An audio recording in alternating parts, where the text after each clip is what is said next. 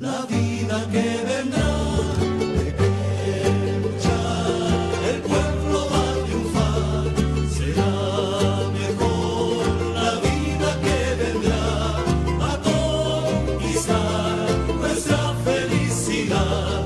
Y en un clamor, mil voces de combate se alzarán. Dirán, canción de libertad, con decisión la patria vencerá. Y ahora el pueblo que se alza en la lucha, con voz de gigante, gritando adelante. El pueblo unido jamás será vencido. El pueblo unido jamás será vencido. La paz. El pueblo Unido jamás sera sera vencido. vencido. Le peuple uni jamais Jamais ne sera vaincu. vaincu. Quelle belle parole. Qui a écrit ça, Et Ishmael? ça, c'est les... Alors, tu m'as déjà posé la question, c'est un petit peu compliqué dans la langue, parce que c'est au Chili, en 1973. C'est la dictature, pour combattre la dictature de Pinochet, et quand C'est ça. Pinochet, donc les peuples, c'est-à-dire cette chanson de mobilisation. Et ça, je te promets, je te dirai peut-être même avant la fin de l'émission de te dire les paroles, tout ça, parce que j'avais les C'était paroles. pas Victor Hara? Non, c'est pas Victor Hara. Victor Hara, lui, ses mains, ses doigts ont été coupés Oui, et pour qu'il ça, ne c'est- joue plus à la guitare. Mais c'est un groupe et qui a fait ça. Donc, je te dirai avant la fin de l'émission, je vais te donner en long et en Ok. large tout ça parce que tu m'as déjà posé Ok. la question. Ah oui, oui. Alors, Ça, Don, c'est comment un- tu vas, mon cher? Je vais très bien. Toi? Je vais très bien. Ah, mais ça va bien, ça va bien. Il fait beau, Donald, quand il fait beau, Oui, comme oui, ça. oui. Donc, Je commence à penser sérieusement que la semaine prochaine, je vais être en studio. ah, Donald, on va fêter ça. Ouais. Ça Jean-Ernest vaut va la nous apporter peine. une bouteille de champagne. Oui, tout à fait. Je veux que Jean-Ernest nous amène une bouteille de champagne, soit là quand je rentre en studio. Au contraire, ça veut dire qu'on va l'inviter comme la première personne, la première demi. Il sera notre invité pour la première demi. C'est ça. Puisqu'on peut l'engueuler. au Engueulé, c'est ça, exactement. Donc, il est déjà notre invité pour la première demi la semaine prochaine. Alors, Don. Oui. Alors, ce soir, hein, nous avons en fait Cassandre et Jobin, qui est Oui. notre invité pour la deuxième heure. Oui. Donc, explique aux gens pourquoi on invite Cassandre Jobin. C'est Cassandre Jobin est un peu l'organisatrice d'une organisation qui s'appelle Mobilisation 6600. C'est des gens qui vivent dans l'est de Montréal, dans le quartier Maisonneuve. Et ça fait des années, je pense que ça fait quasiment 3 ans et demi, si c'est pas 4, qui luttent contre une compagnie importante qui s'appelle Raymond Logistique, qui a décidé d'acheter des terrains pas loin de où est-ce que les gens vivent, juste un peu plus à l'est, qu'effectivement jusqu'à le boulevard L'Assomption. Et sur ça, ils vont mettre jusqu'à 1000 containers par jour, par train, qui vont se déposer là. Puis il y aura entre 800 et 900 camions qui vont passer là à tous les jours pour prendre les containers puis les amener jusqu'au port de Montréal où il va y avoir finalement des navires qui transportent des containers un peu partout dans le monde. Tous les produits viennent de l'Ouest et de l'Ontario puis certaines parties du Québec. C'est un peu comme les entrepôts que Amazon a partout, mais lui, il l'a en fonction des containers. Puis on sait qu'aujourd'hui, c'est les navires de containers qui amènent la marchandise partout dans le monde, hein, beaucoup plus qu'autre chose. Donc, ça fait que tout ça va amener du bruit, va détruire finalement toute la quiétude des gens qui vivent dans les alentours. Et les gens voyaient tout ce terrain-là qui est immense, vraiment immense, qu'on devrait plutôt en faire un parc avec finalement des chantiers, des pistes cyclables, puis même penser à construire une école parmi le parc aussi. Ça veut dire visualiser les centres urbains et les villes autrement, comme des grands lieux finalement d'argent et finalement de faire de l'argent puis détruire. L'autre chose aussi, le territoire sur lequel il s'installe. On arrête, Donald. Donald, arrête Ok. là parce qu'elle va venir. On va Ouais. avoir le temps parce On que va lui poser des questions. je t'ai posé la question. C'est parce que moi, en expliquant la chose à l'émission de Jean-Ernest, et j'ai commencé par parler d'entrepôt, mais après, j'ai bifurqué pour dire c'est le port. J'ai fait un mélange. Effectivement, le port de Montréal va être utilisé, mais grosso modo, le projet, c'est l'entreposage de conteneurs dans l'est de Montréal. Oui, C'est ça. tout à fait. Donc, on va parler de ça. Ça va être le plus gros en Amérique du Nord. Exactement. Alors, on va parler de ça Oui. en deuxième heure, à première Oui. heure maintenant, et Oui. on va parler un peu de Cuba. Oui. On va pas rester longtemps parce que on a des émissions à faire à un certain moment parce qu'il y a une nouvelle consul cubaine ici. On va l'inviter pour venir, mais il y a des choses entre-temps qui se passent.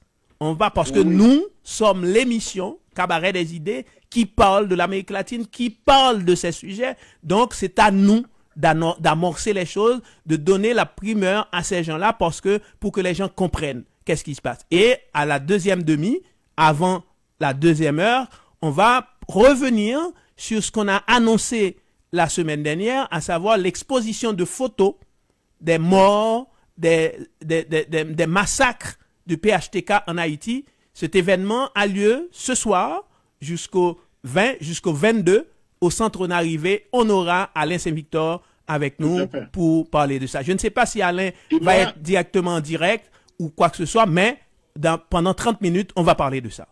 Je sais que demain soir, il va y avoir une conférence qui va être donnée aussi sur le même lieu que tu as parlé. Je pense qu'il y a une conférence à 17h ou à 19h ou 16h. Je pense qu'il y a une série de conférences aussi. C'est pas juste l'exposition, mais il va y avoir des gens qui vont parler aussi. Exactement, il y a Wozy Auguste, c'est une avocate Oui. du RNDDH depuis Haïti. Il y a Ok. aussi Sabine Lamour d'Haïti, de la SOFA, qui va nous parler depuis Haïti de ces événements, de ce qui s'est produit en tant que femmes, comment ces organisations-là de droits humains ont vécu ces massacres en Haïti. Et je pense qu'aussi, c'est un début, Donald. Début dans la mesure où les gens ne vont pas se contenter d'exposition de photos. C'est une façon de mobiliser les gens pour Oui. les faire comprendre qu'ils doivent prendre des décisions. Je Vas-y. te dis tout de suite, moi, je vais y être. demain. Tout à fait, moi aussi. On prend rendez-vous demain soir. On sera là donc pour assister à la conférence et voir les photos qui seront exposées. Alors, Tout à pour fait. commencer tout de suite, Donald, avant Cuba. Cuba, il y a Cuba, une si. information qui est arrivée. L'information est arrivée parce que c'est souvent aussi les faits. Quand on fait du journalisme, c'est les faits, et ensuite l'analyse. C'est-à-dire, l'analyse, il y a un peu de subjectivité, c'est-à-dire, c'est que selon sa compréhension, vient après. Mais il faut exposer les faits d'abord. Les faits. On a entendu, on a lu dans les nouvelles que le gouvernement de Joe Biden a pris des décisions permettant à des avions touristes, ou bien pas des touristes, mais certaines personnes aux États-Unis de voyager à Cuba, moyennant certaines conditions, et aussi permettant d'envoyer des fonds, parce que des fonds à Cuba. On À des rappelle familles, à des gens qui ont des familles à Cuba. On rappelle, Barack Obama, avant son départ, avait pris certaines décisions pour Oui. permettre, et il avait reconnu que cet embargo, ce blocus criminel, ne fait qu'isoler les États-Unis. Ça n'a rien apporté parce que Cuba, c'est un pays qui résiste. C'est un pays qui a de la dignité. Donc, c'est pendant plus de 60 ans, ça n'a pas pu, malgré qu'on voulait affamer le peuple cubain pour que le peuple cubain, en fait, se soulève contre sa révolution, et ça n'a rien donné. Et Barack Obama s'en est rendu compte, et Trump, arrivé au pouvoir, avait décidé d'annuler toutes les décisions prises par Barack Obama, et Ouais. ça fait mal au Et peuple cubain. même ajouter certaines sanctions sur l'embargo même. 43 décisions de plus. Donc, ça. c'est Voilà. cette décision que, en fait, Biden a pris 3 petites décisions et les gens me diront, toi, tu es rigide, mais il faut expliquer ces décisions après, Donald. Je vais donner la réaction du gouvernement cubain par rapport à cette décision. Néanmoins, la décision est arrivée. Il y a des gens qui ont tendance à prendre la nouvelle, et c'est une très bonne nouvelle, parce que ça va permettre les avions des États-Unis débarquer à Cuba, parce qu'on va pas dans les détails. Diable réside dans les détails. Oui, Et c'est dans les détails, parce que donner la nouvelle en vrac comme ça, tout le monde a tendance à applaudir. Mais il faut rentrer dans la profondeur des choses pour comprendre, et aussi la réaction du gouvernement cubain pour comprendre Parce que, ça fait. Vas-y, Donald. parce qu'au même moment, il a annoncé aussi qu'il était pour avoir un sommet des Amériques à Los Angeles. Au mois de juin. Ben oui, qui s'en vient bientôt. Et c'est bien. Au même moment, il a dit seulement les pays qui sont démocratiques vont pouvoir être invités. Il y a des choses. Donc, Cuba et Venezuela ne sont pas invités. Nicaragua, Cuba, Venezuela, Nicaragua. Nicaragua aussi. Et ça a fait un peu comme un boule de neige. Le CARICOM a écouté ça, puis on dit, écoutez, vous êtes prêts à ouvrir certaines choses, puis en même temps, vous bloquez tous les autres pays qui font partie des Amériques. Donc, le CARICOM, qui représente tous les pays des Caraïbes, eux autres ont décidé que si Cuba, Venezuela et le Nicaragua n'est pas invité, puis qui maintient cette position-là, eux, ils n'iront pas au sommet. Alors, tu vois ce que tu fais là, tu vois ce que tu fais là, tu recoupes ces informations, parce que ça, c'est le travail du professeur en toi qui fait ça. C'est-à-dire, tout est lié.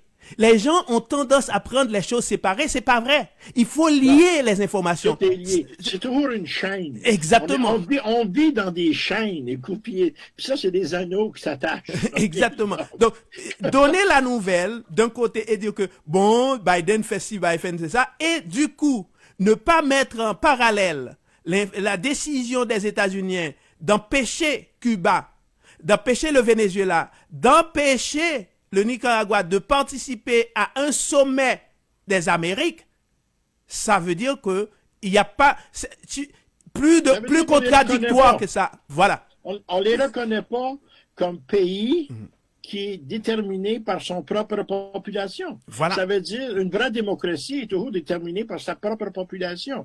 Donc, M. Biden, ces pays-là, ils disent, c'est pas des démocraties. Non, les États-Unis sont une démocratie. Ils mettent les Noirs en prison, ils appauvrissent leur propre population, ils font des guerres un peu partout, mais c'est une grande démocratie. Vous voyez, il y a plein de contradictions dans les discussions de M. Biden. L'autre chose aussi, Monsieur le Président du Mexique, Obrador, a dit, si vous invitez pas Cuba, Nicaragua, Venezuela, moi aussi, le Mexique, on n'ira pas non plus. On appelle ça levée de bouclier, parce que ces pays-là, est-ce que ce rappel, Donald, parce que ça, ces rappels-là s'avèrent très importants. Est-ce qu'on se rappelle à un certain moment, à Mar del Plata, en Argentine, un certain Hugo Chavez qui était là, qui avait mis à mal l'ALCA. C'est-à-dire que c'est les Amériques, le sommet, il avait dit, il y a un mot qu'il avait utilisé, il avait dit que c'est fini. Et c'est ce qui a éliminé, on a enlevé les États-Unis, le Canada de tout ça, et les États-Unis veulent prendre leur revanche et revenir avec ces sommets, et les autres pays des Amériques disent que nous sommes, c'est notre Amérique. Oui. Puis l'autre chose aussi, qu'Obrador, le président du Mexique, a pris cette décision-là, que si le Venezuela, Cuba et Nicaragua n'est pas invité, il y a 2 autres pays qui ont suivi en disant Honduras et Bolivie n'ira pas non plus. Bon. Fait que là, vous voyez, là, M. Biden a une décision à prendre pour dire que finalement, il doit démontrer, et ça, c'est tout. Puis qu'est-ce qui est derrière tout ça, mes amis? C'est de gagner ses mi-mandats. Parce qu'il veut gagner la Floride, puis il sait que c'est Marco Rubio, le sénateur républicain, qui gère la Floride, effectivement, puis que lui est un anticommuniste, puis il se couche le soir, puis il rêve à Cuba, puis il voit le Cuba en dessous de son lit à tous les soirs. Ça, c'est Marco Rubio. Donc, M. Biden, pour aller chercher le vote des républicains pour qu'ils votent les démocrates, dit qu'il doit maintenir la lutte contre le communisme, puis il faut pas qu'il démontre qu'il est soft, mou sur le communisme. Fait que vous voyez tout ça, c'est toujours le même discours qu'on entend d'un président des États-Unis. C'est toujours le même discours de la droite et de l'extrême droite aux États-Unis.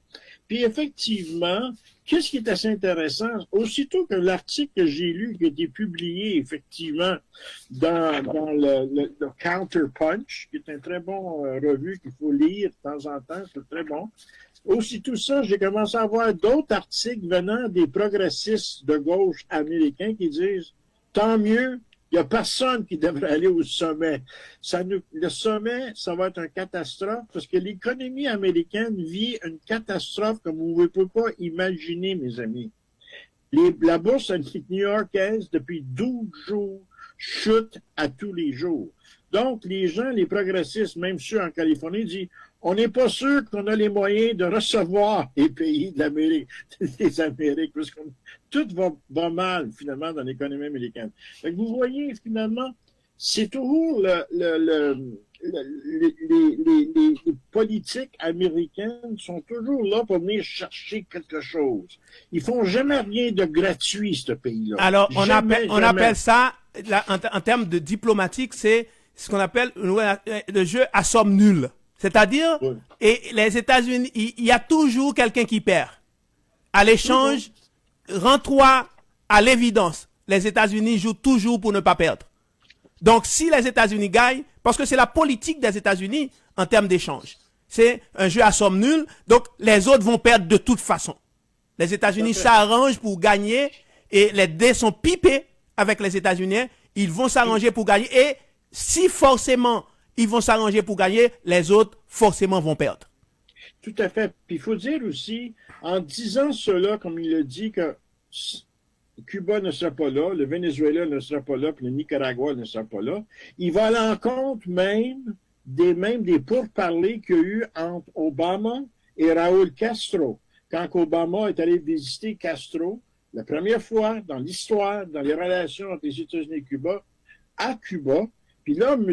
Obama a dit, c'est le début d'un grand changement. C'est un début qu'on doit se rencontrer. Fait que c'est l'espoir, hein? On avait l'espoir. Même les Cubains avaient l'espoir. Tout le monde avait l'espoir. Parce qu'on voyait une petite porte ouverte, une fenêtre ouverte, si on veut. Mais là, avec M. Biden, c'est assez évident. Quand on dit que Cuba ne sera pas là, Venezuela ne sera pas là, et finalement, le Nicaragua non plus. Fait que le sommet à Los Angeles, puis tous les autres pays qui ont dit, si ces trois pays-là sont pas là, nous n'irons pas à Los Angeles. Ça veut dire, dans les faits, les paroles de M. Biden sont des paroles qui ont aucune portée.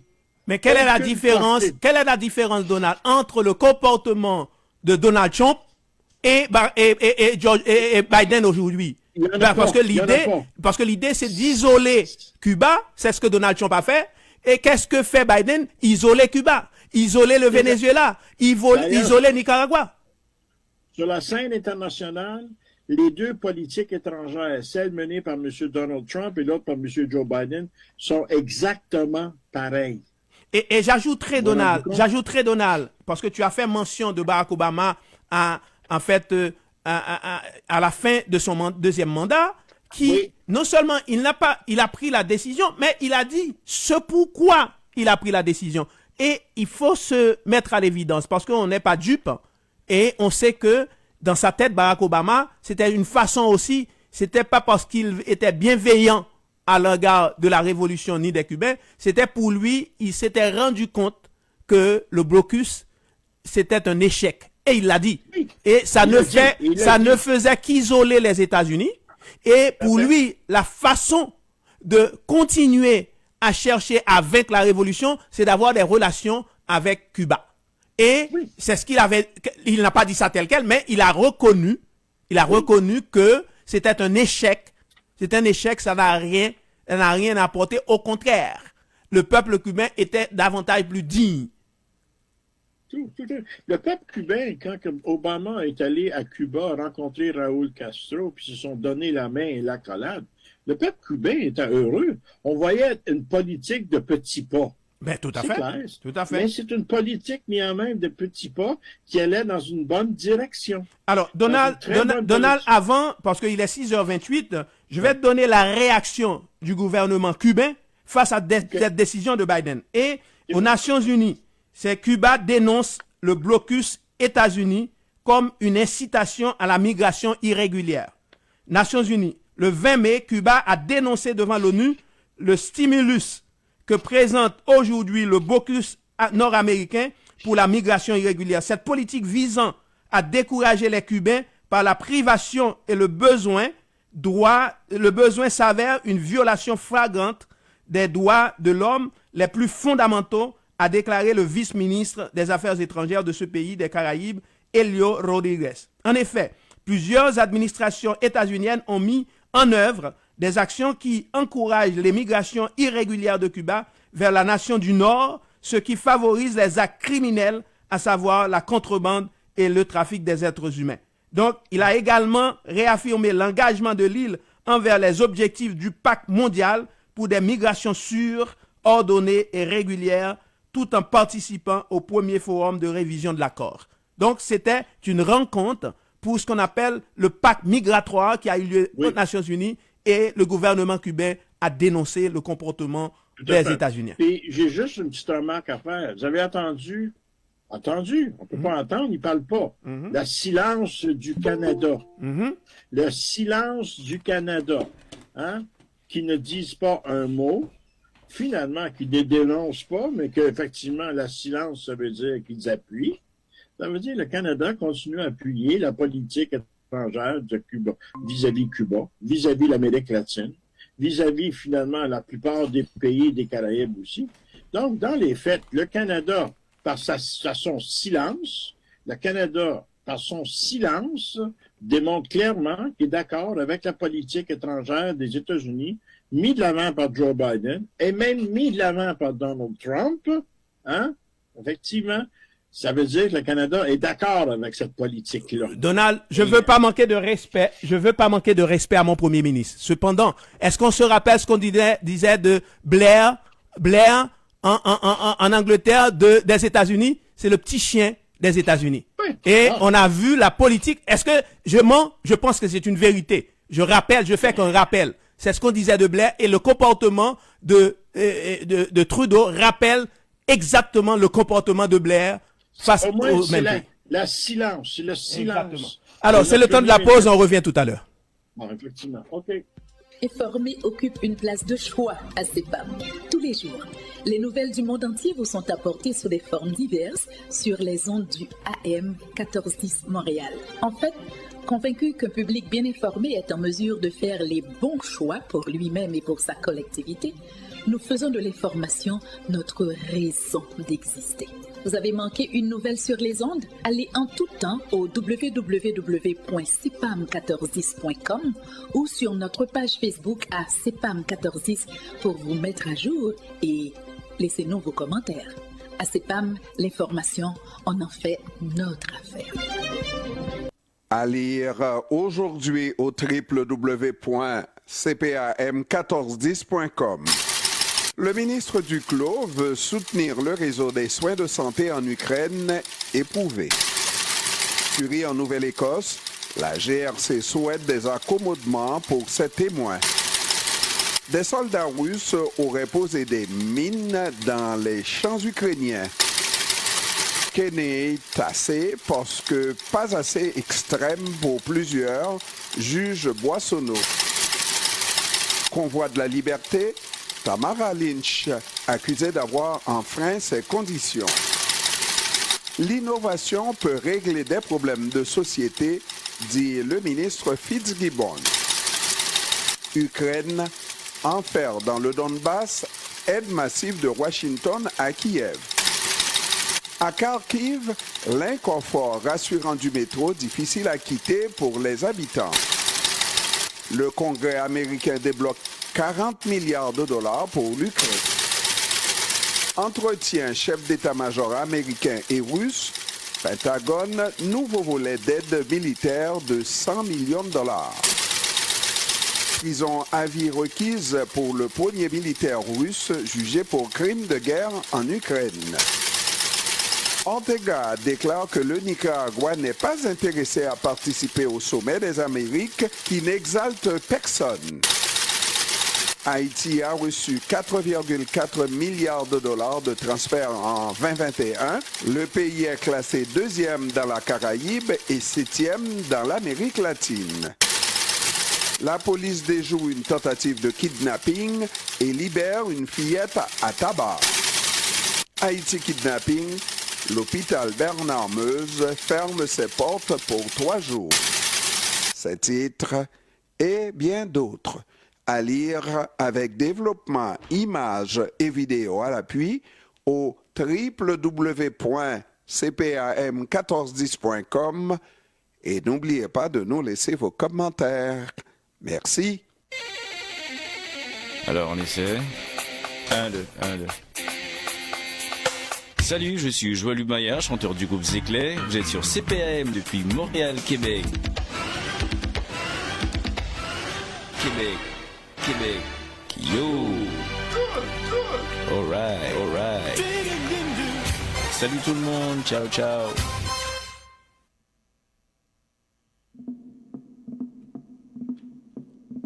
Pour dire non à la sale guerre que livre le gouvernement haïtien, la communauté internationale, dont le Canada, et l'oligarchie haïtienne contre la population civile d'Haïti, la coalition haïtienne au Canada contre la dictature organise du 20 au 22 mai une exposition de photos des victimes de cette sale guerre au centre d'arrivée, 6791 rue Saint-Denis, Montréal.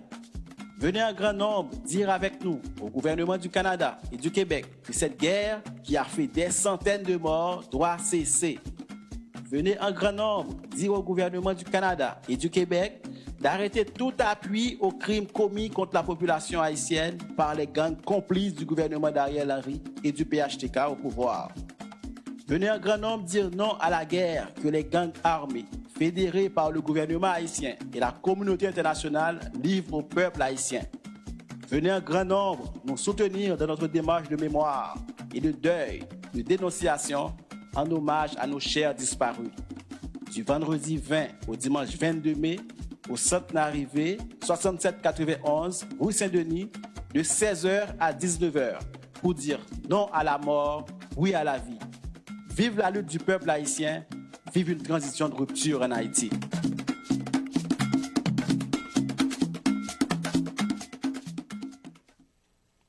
Transition de rupture, 18h36, Alain Saint-Victor est là avec nous, justement pour nous parler de cette annonce, parce que je pense que ça commence déjà au centre d'arrivée. Et merci Alain Saint-Victor, en fait, c'est un membre de Cabaret des idées. Il est là ce soir encore avec nous. Merci Alain d'être là. Merci. Merci. Ismaël, et puis je salue notre camarade et compagnon Donald, toujours là avec nous. Je dois faire une petite correction, c'est le centre d'arrivée sur 69-71, et c'est vraiment au coin de Bélanger. OK. Donc c'est coin Bélanger et Saint-Denis. Donc, je répète, 69-71, ouais. Saint-Denis, ouais. coin Bélanger. Coin Bélanger, exactement. Okay. Donc je pense que il y a beaucoup de gens de la communauté qui connaissent déjà le centre d'arrivée, mais pour ceux qui ne connaissent pas, c'est bon de préciser ça. Oui, ça a commencé aujourd'hui, effectivement. Les activités ont commencé aujourd'hui à partir de 16h. De 16h à 18h aujourd'hui, et avec des expositions de photos, etc., et aussi des partages sur le thème de l'insécurité, une réflexion sur ce thème-là. Et donc, montrer les photos des gens qui ont été assassinés en Haïti, une partie de ces gens-là, c'est juste quelques photos seulement qu'on a, et aussi de rappeler aux gens que, au fond, c'est une guerre qui se fait contre le peuple haïtien. Et ça, c'est extrêmement important. C'est pas par hasard, ou bien c'est une question d'individus, de bandits, incontrôlables, etc. C'est vraiment une guerre, donc il y a une politique derrière ça. Et demain, à partir de 17h, Oui. nous allons avoir deux panélistes directement d'Haïti sur Zoom. Et c'est Madame Rosie Auguste, Mhm. et qui est membre du RDNLH, donc le réseau pour la défense des droits humains, et aussi Sabine Lamour. Sabine Lamour qui De la SOFA. dirige De la SOFA. la SOFA d'une organisation féministe en Haïti. Donc ils vont prendre la parole demain à partir de 17h. Donc on convie tout le monde de venir justement et les écouter, non seulement les écouter, mais aussi poser des questions et aussi entamer des discussions, etc., pour essayer de comprendre la nature de cette insécurité. C'est pas n'importe quelle insécurité, c'est pas une question, comme je disais tout à l'heure, de simple banditisme ou bien des gens qui sont en train de voler d'autres personnes pour survivre, etc. C'est vrai, il y a vraiment une volonté politique derrière ça.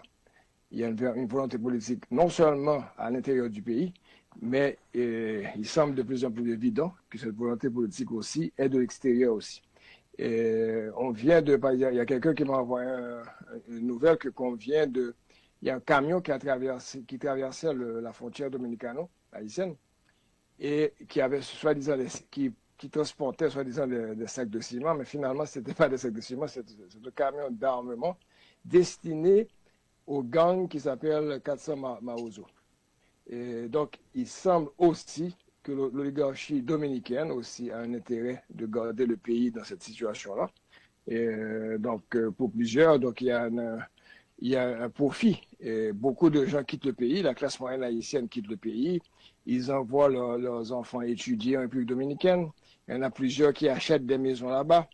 Donc, cette insécurité est entretenue et reproduite en Haïti aussi profite aussi à l'oligarchie dominicaine. Et je pense que ça commence à devenir de plus en plus évident pour plusieurs personnes. Si c'est pas le premier partenaire commercial, je pense que c'est deuxième. Haïti l'est pour la République dominicaine. D'ailleurs, toute la surproduction, et je dis bien surproduction, mais les Dominicains sont aussi quelque part dans la misère, mais il y a une bonne partie de leur production agricole et s'est écoulée en Haïti en grande partie. Donc, pour montrer au niveau économique, c'est-à-dire ce que Haïti représente pour la République dominicaine, mais non seulement ça, il y a les ressources humaines, c'est-à-dire une bonne partie de la jeunesse est préparée, tu l'as dit, des étudiants vont là-bas, mais ils ne retournent pas en Haïti. Ils restent en République dominicaine. Et beaucoup d'argent sortant d'Haïti, volé, bon, peut-être pas volé, parce que ces gens-là, c'est des gens qui triment aussi pour envoyer leurs enfants, parce que Haïti n'offre pas la possibilité d'envoyer les enfants à un niveau, d'autant plus n'a pas aussi les moyens assez d'écoles supérieures ou bien de facultés pour envoyer les enfants. Donc, à ce moment-là, ils envoient les enfants en République dominicaine. Tout ça ensemble conjugué pour voir se représente Haïti pour la République dominicaine. Donc, quel que soit, c'est-à-dire de toute façon, l'oligarchie. Il y a toujours eu, et Alain, une relation très étroite entre l'oligarchie haïtienne et l'oligarchie dominicaine pour maintenir les deux peuples, les peuples de la République dominicaine et les peuples haïtiens dans la crasse. Cette entente-là a toujours existé. Et on l'a vu quand on avait dénationalisé les Haïtiens en République dominicaine. Je me rappelle ici, j'avais formé un groupe, on était à deux doigts de faire mettre à genoux, même on est allé à l'OEA, mettre à genoux la République dominicaine pour revenir sur sa décision. C'est l'oligarchie haïtienne qui a fait échouer ça quand Martelly était au pouvoir. C'est sûr qu'il y a une connivence entre les deux oligarchies, mais quand tu dis qu'il y a des étudiants qui vont là-bas parce qu'il n'y a pas de faculté en Haïti, mais maintenant c'est pire, parce que moi j'ai une amie en Haïti qui a des enfants de bas âge, des enfants de 8 et 12 ans, qui terminent leur primaire et qui vont aller en pensionnat en République dominicaine pour faire leur secondaire maintenant. C'est à ce point qu'on est arrivé, à cause de l'insécurité. Actuellement, elle m'a dit qu'elle ne peut plus, elle est totalement stressée, est très anxieuse, etc. Elle a très peur pour ses enfants. C'est une mère monoparentale d'ailleurs. Donc, elle a l'intention d'envoyer ses deux enfants en pensionnat en République dominicaine, justement, et pour continuer leurs études. Donc, il y a un intérêt quelque part à garder la situation telle qu'elle en Haïti et que la Dominicanie en profite. On parlait de des milliards de dollars que le diaspora envoie chaque année en Haïti. Il y a une bonne partie de cet argent-là qui va en République dominicaine. pour acheter des choses, même des œufs en Haïti, et même des œufs. On importe des œufs de la République dominicaine, des citrons de la République dominicaine, des choses qu'on produisait en Haïti en grande quantité, qu'on exportait même à un certain moment. Donc toute cette agriculture qui a été pratiquement détruite par les mesures néolibérales imposées par le FMI depuis des années, depuis 1994, depuis le retour d'Aristide en 1994, et c'est la Dominicanie qui en profite actuellement. C'est la Dominicanie, non seulement de la Dominicanie, mais aussi l'agriculture américaine aussi, avec le riz de la Floride, ou bien le riz de la Kansas, que Clinton avait promu en Haïti, en quelque sorte. Donc, il y a toute cette... Donc, Haïti est devenu, non seulement la diaspora qui envoie ces milliards de dollars, l'argent n'arrive pas à se reproduire en Haïti, on n'arrive pas à investir dans une industrie nationale, locale, pour créer de l'emploi, etc. Toute cette partie de l'argent retourne soit aux États-Unis ou bien va en République dominicaine. Mais en passant, Alain, si tu me permets, j'ajoute cette information parce que je pense que c'est important. Il ne s'agit pas seulement des Haïtiens vivant en Haïti qui envoient des fonds en République dominicaine. J'ai appris, il y a des Haïtiens vivant aux États-Unis, ne pouvant plus aller en Haïti faire des constructions, des Haïtiens vivant au Canada, ce qu'ils font maintenant, ils achètent des maisons en République dominicaine. Exactement. Moi, il y a même des investisseurs qui font des publicités pour ceux qui veulent acheter des maisons en République dominicaine, soit pour la retraite, ou bien soit pour aller passer l'hiver, etc. Il y a des agents immobiliers haïtiens qui travaillent là-bas, qui encouragent les Haïtiens justement d'acheter des maisons là-bas. Donc tu vois, ça c'est une déchéance totale de la société haïtienne. Peu importe où elle se trouve, qu'elle se trouve dans la diaspora, que ce soit en Haïti, n'en parlons pas, mais dans la diaspora, on s'attendait à ce qu'il y ait un peu de recul, un peu de compréhension, mais ces gens-là agissent de la même manière. C'est une question d'intérêt, une question d'individualisme. Donc, si tu avais l'intention justement d'investir en Haïti dans l'immobilier et que ça ne fonctionne pas à cause de l'insécurité, donc quelqu'un t'invite à investir en République dominicaine, tu le fais. Et comme le pesos est quand même assez avantageux actuellement, donc tu le fais, donc tout ça attire les hommes d'affaires.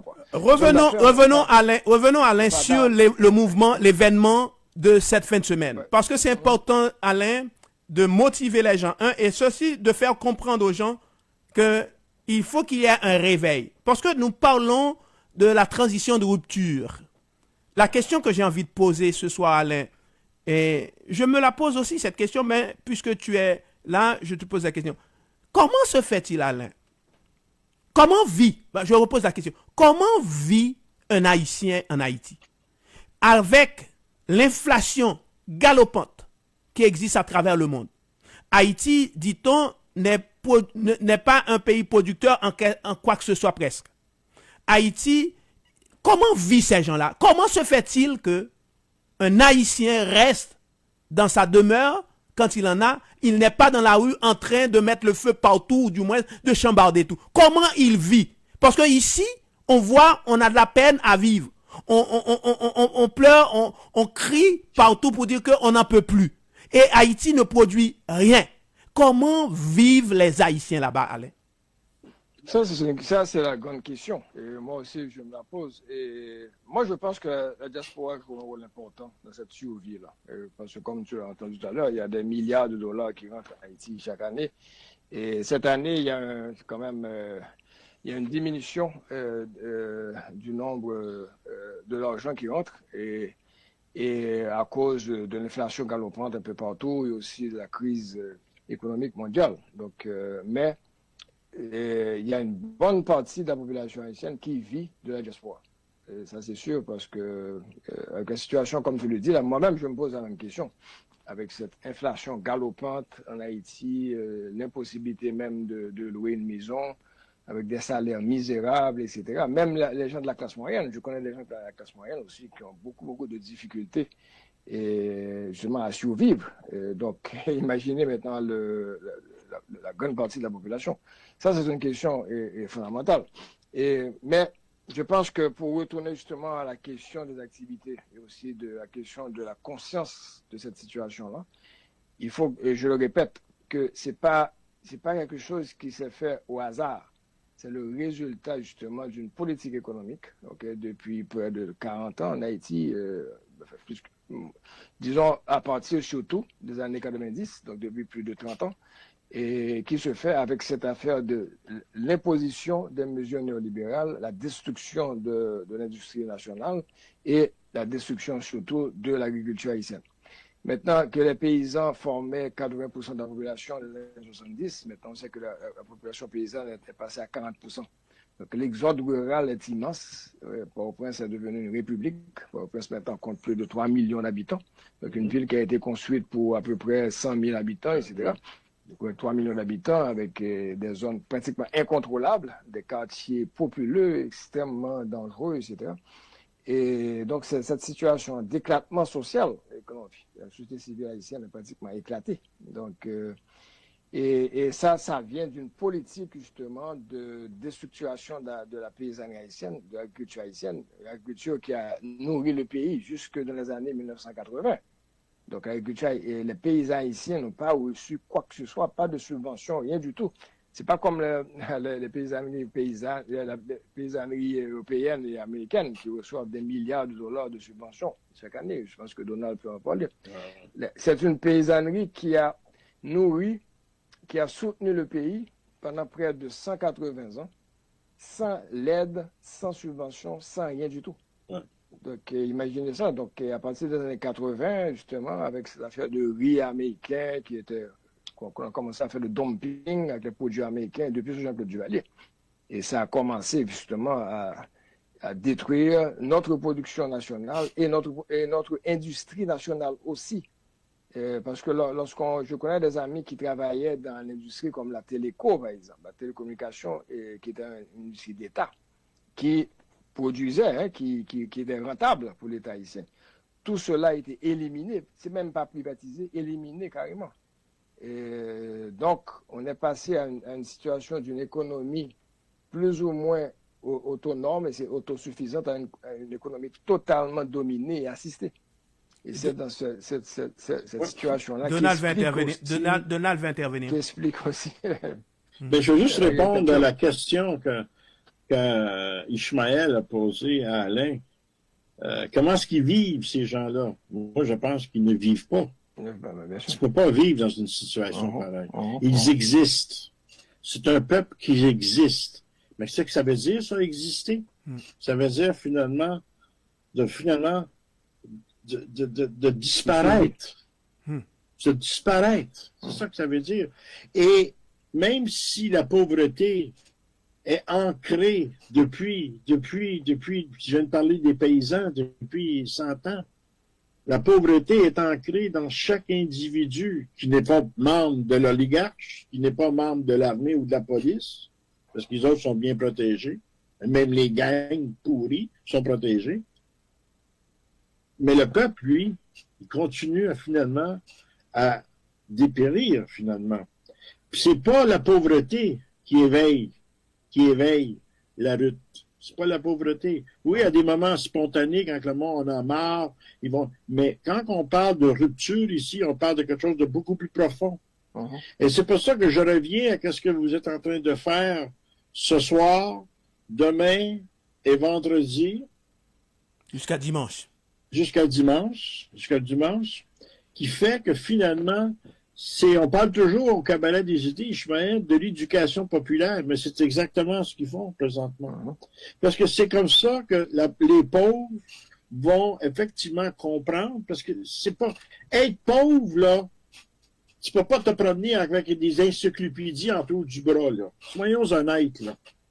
Tu as de la misère à survivre de ta propre vie à tous les jours. C'est ça que ça veut dire, là. Donc, comment, effectivement, que ces gens-là deviennent éveillés face à leurs propres conditions? Parce que, présentement, la pauvreté amène de l'aliénation. Donc, comment revenir à prendre conscience de ta propre situation? Ça, c'est l'éducation populaire qu'on voit. C'est pour ça qu'on invite les gens à venir en grand nombre. Puis aider les gens qui sont là, qui ont fait cette soirée-là, ces 3 soirées-là, pour en avoir d'autres aussi. parce que c'est la seule façon. Et c'est là le rôle de la diaspora, comme dit Alain. C'est comme ça, parce qu'effectivement, on a devant nous, même si on n'est pas riche, hein, la communauté haïtienne n'est pas riche, mais on a des outils, on a des gens qui sont éduqués, on a des moyens de s'organiser pour éduquer des gens qui ont besoin de comprendre leur propre situation, aliénés comme ils sont. Aliénés comme ça. Si on était à leur place en Haïti, on fera pareil. On fera pareil. Écoutez, là, on fera pareil. Donc, c'est pour ça que nous, on doit donner beaucoup de notre énergie, nos analyses comme Alain fait, des analyses en profondeur, d'une façon où les gens peuvent comprendre, comme fait Alain, comme j'espère qu'on fait au Cabaret des idées aussi, et c'est comme ça. C'est comme ça. Et Alain, si tu permets, Alain, moi je pense que c'est une façon, ce mouvement, ce début de mouvement, j'appelle ça début de mouvement, on a besoin de réveil. Et c'est une façon de dire que les gens qui sont très théoriques, c'est-à-dire qu'ils ne font que parler, c'est un moment de passer à la pratique. C'est pas moins de passer à la pratique, à savoir aller là-bas, voir, parce que j'ai été dernièrement, Alain, pour aider à organiser l'exposition, préparer les photos.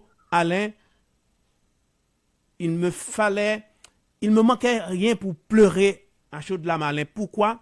Parce que les visages que je voyais, que je dévorais, c'était des jeunes pleins de vigueur qu'on a massacrés, qu'on a assassinés, Alain. Quand je vois, c'était seulement presque des jeunes, garçons, filles, et quand il y avait des adultes, une cinquantaine avancée, c'était la crème du pays, des intellectuels, c'est-à-dire que le pays a besoin pour cheminer, pour avancer, pour se développer. Et Alain, je me dis, il y a quelque chose à faire, Alain. On ne peut pas rester les bras croisés, Alain. Non, ça nous dépasse. Oui, je pense que effectivement, c'est difficile de rester le bras croisé, mais il faut dire aux gens aussi que le peuple haïtien aussi résiste toujours, malgré tout, hein.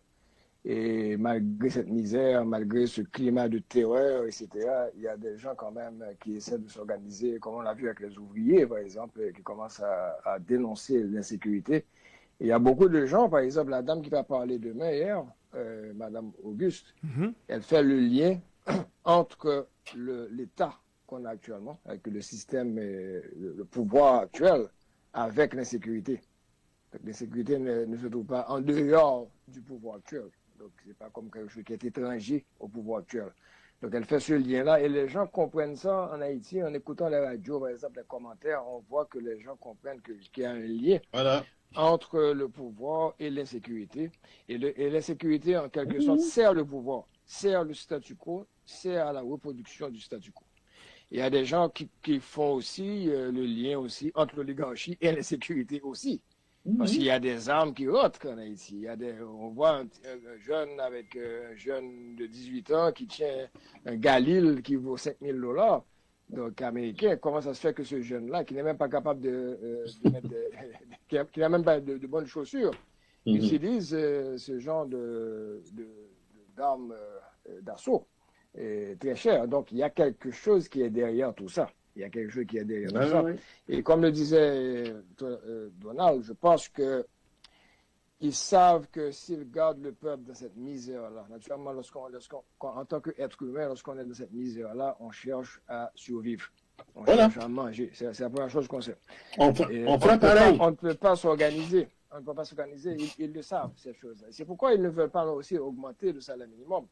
C'est pourquoi ils ne veulent pas, parce qu'ils savent que c'est dans la misère abjecte que les gens ne pourront jamais s'organiser dans cette misère abjecte. Et ça, c'est inédit. Et c'est ce genre de situation, Alain, Donald, que, entre guillemets, des gouvernements disent démocratiques, des gens disent civilisés, comme le Canada, les États-Unis, la France, disent appuyer. Ouais, ils cherchent par tous les moyens à maintenir ces gens en place. Et même au détriment de la majorité des Haïtiens. Voilà. Alors, c'est pour ça, moi, je dis, messieurs, parfois, il faut radicaliser la parole. Il faut, parce que on ne peut pas rencontrer ces gens, messieurs, sans leur dire la vérité. Honnêtement, sinon, vaut mieux ne pas les rencontrer. Si on avale tout ça et on est en train d'imploser, parce qu'il y a une implosion quand même, on voit pas le peuple n'explose pas, mais on voit l'imposition à l'intérieur quand même. Parce que quand on vit avec ces choses-là, on ne peut qu'imploser. Ou bien attendre le moment pour exploser. Ça, c'est sûr. Moi, je suis d'accord pour la radicalité. Et lorsqu'on voit que l'approche du gouvernement américain, c'est de dire que les Haïtiens doivent se mettre d'accord pour trouver une solution à la crise, comme quoi que tous les Haïtiens doivent être d'accord, tous les secteurs doivent être d'accord. Je ne vois pas ça ni au Canada ni aux États-Unis, que tous les secteurs sont d'accord pour trouver une solution à quelque chose comme ça. Donc, c'est pour dire qu'ils n'ont rien à nous dire, qu'ils veulent que la situation reste comme ça. Parce que regardez la proposition de Montana, quand même. La président de rupture, là. C'est pas quelque chose de radical, de révolutionnaire. Non, pas du tout, pas du tout. Pas du tout. Donc pourquoi les Américains n'acceptent même pas ça? Même pas parce qu'ils savent que c'est un petit pas vers le radical et la révolution. Inquiète-toi pas, ils savent ça. Mais non seulement ça, mais ils ne veulent pas que le peuple investisse la scène politique. Ils ne veulent pas que le peuple commence maintenant à choisir ses propres leaders, à élire son propre président. Et ça les inquiète. Ils préfèrent passer par des voyous, par des ordures pour pouvoir diriger. Et même si ça veut dire de garder le pays dans cet état-là, par des gangs. Vous voyez, c'est à cette situation-là que l'on est actuellement. Mais de toute façon, ils ont toujours travaillé dans le sens pour mettre ce qu'on appelle une démocratie de pacotille, c'est-à-dire des choses qu'ils refusent chez eux, mais ils nous imposent ça. Et c'est ce qu'ils font un peu partout à travers le monde et dans les pays soi-disant qu'ils critiquent, qu'ils n'acceptent pas.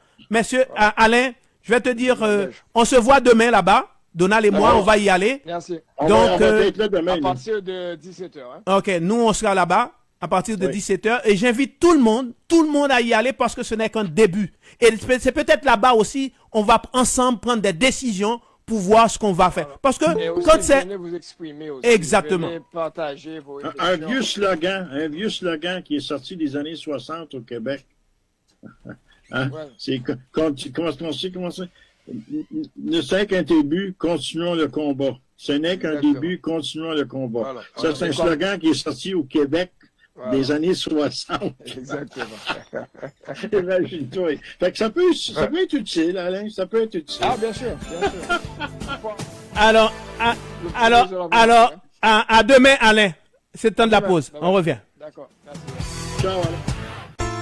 Vous avez un projet pour vous ou pour un membre de votre famille en matière d'immigration? Confiez-vous à un professionnel qualifié, reconnu et autorisé. Pour vos besoins en matière d'immigration, un seul nom, une seule référence. Cabinet d'immigration Hercule. Pour le regroupement familial, réfugiés, travailleurs qualifiés, considération humanitaire, permis d'études, permis de travail, visa de visiteur, appel en cas de refus, défense et représentation devant la CSR, cabinet Hercule. Pour une consultation ou un rendez-vous, présentez-vous au 96 à 58 boulevard Saint-Michel entre Industriel et Sauvé. Téléphone 514 616 2024 ou 514 725 2024. Le leader incontesté sur le marché haïtien n'est nul autre que Carm Transfer, le meilleur réseau pick-up, dépôt dans toutes les banques en Haïti. Votre argent livré en moins de 2 heures, c'est la garantie exclusive Carm. Et pour le transfert de nourriture, Carm est la seule maison de transfert qui offre la livraison partout à travers Haïti. Un grand merci à tous nos clients, anciens et nouveaux, pour la confiance placée en nous depuis 35 ans. Carm, notre service fait la différence. Pour de plus amples informations, téléphonez en 800 934 0440 ou visitez www.carmtransfer.com. Oh, les temps passent, la vie et nos conditions de vie nous changent, mais nos souvenirs restent intacts. Tous les dimanches de 22h à minuit, Asma Heurtelou vous présente sur CPAM Souvenirs. Les mélodies, les ballades, les hits de nos années de jeunesse suivent à un rythme effréné à cette émission et personne n'a le droit de nous déranger à ces rendez-vous privilégiés avec notre passé, notre histoire de vie. Cependant, il nous arrive de temps en temps que, perdus dans nos souvenirs, nos paupières s'alourdissent et que... Rien de bien grave puisque tous les matins, entre 3 et 5 heures, il y aura une reprise de Souvenirs. Dites-le à tous, les souvenirs ont la vie dure à CPAM, votre radio. Je caresse du bout de mes rêves, du bout de mes doigts, je dessine un secret. Il y a des jours avec, il y a des jours sans. Les jours avec, on est déjà avec. Mais les jours sans, il faut faire avec le AM 1410.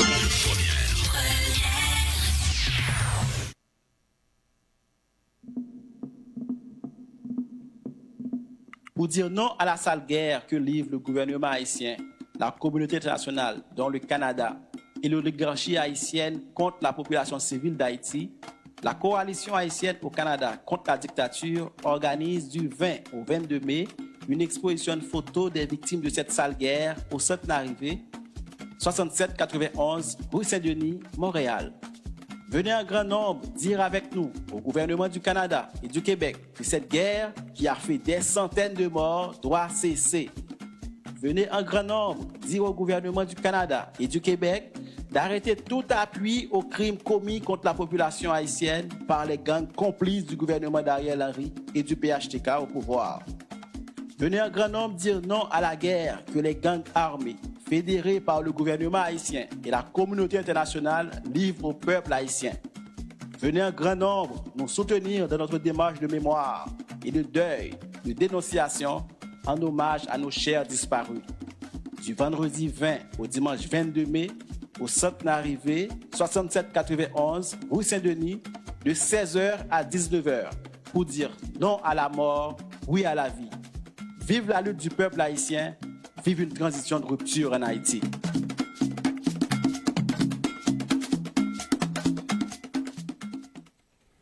19h05.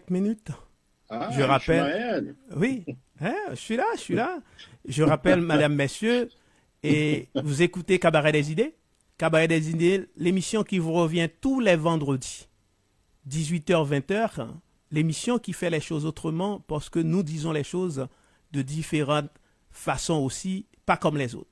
Alors, je rappelle, Donald Coucholeta et Robert Ismaël, votre serviteur, nous sommes les deux animateurs de cette émission. Et Donald, notre invité, Cassandre Jobin, elle est là. Et oui. Avant, je lui dis bonsoir et merci d'accepter notre invitation.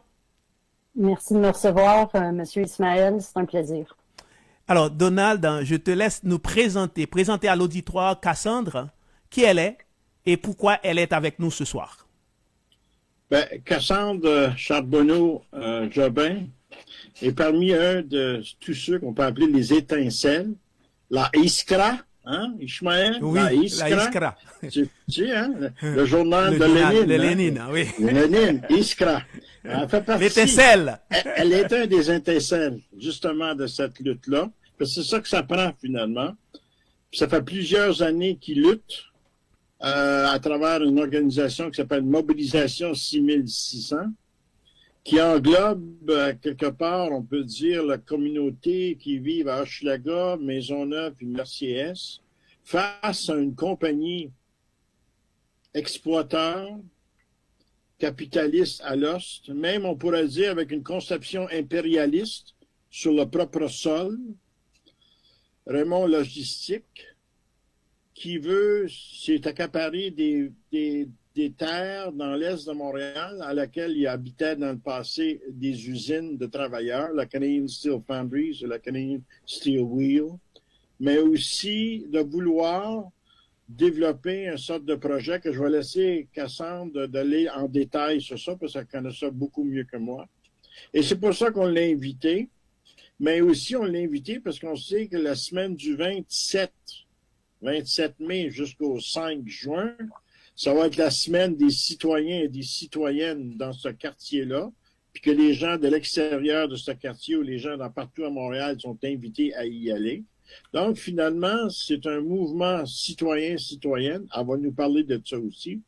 Et sur ça, je la félicite de son travail. Et en plus, je l'accueille avec nous ici au Cabaret des idées avec mon camarade Ishmael. Et donc, on va lui poser des questions, mais on veut la laisser s'expliquer avant tout. Parce que les gens, il faut qu'ils comprennent pourquoi tu es un des étincelles de cette lutte-là et qu'est-ce que ça veut dire, cette lutte-là, aussi, pour les gens qui vivent dans cette région-là. Vas-y, Oui, Cassandre. merci beaucoup, Donald. La présentation un peu flatteuse. Je ne sais pas si je suis une étincelle. Il ne m'appartient pas d'en juger. Je laisserai d'autres le faire. C'est pas moi qui ai initié la lutte. C'est des voisins, des gens que je respecte énormément qui, du jour au lendemain, se sont retrouvés avec du bruit, de la poussière. Il y avait de l'action sur un terrain qui est tout près de leur résidence. Alors, ils se sont posé la question, mais que se passe-t-il donc? Et ils ont commencé à poser des questions. Et c'est là qu'ils ont découvert qu'il y avait cette entreprise, Raymond Logistique, qui avait acheté le terrain de l'ancienne fonderie d'acier, la Canadian Steel Foundry. Alors, la compagnie a acheté le terrain de plein droit. Tout est légal, il faut le dire, là. Tout a été fait selon les normes telles qu'elles sont écrites par la loi.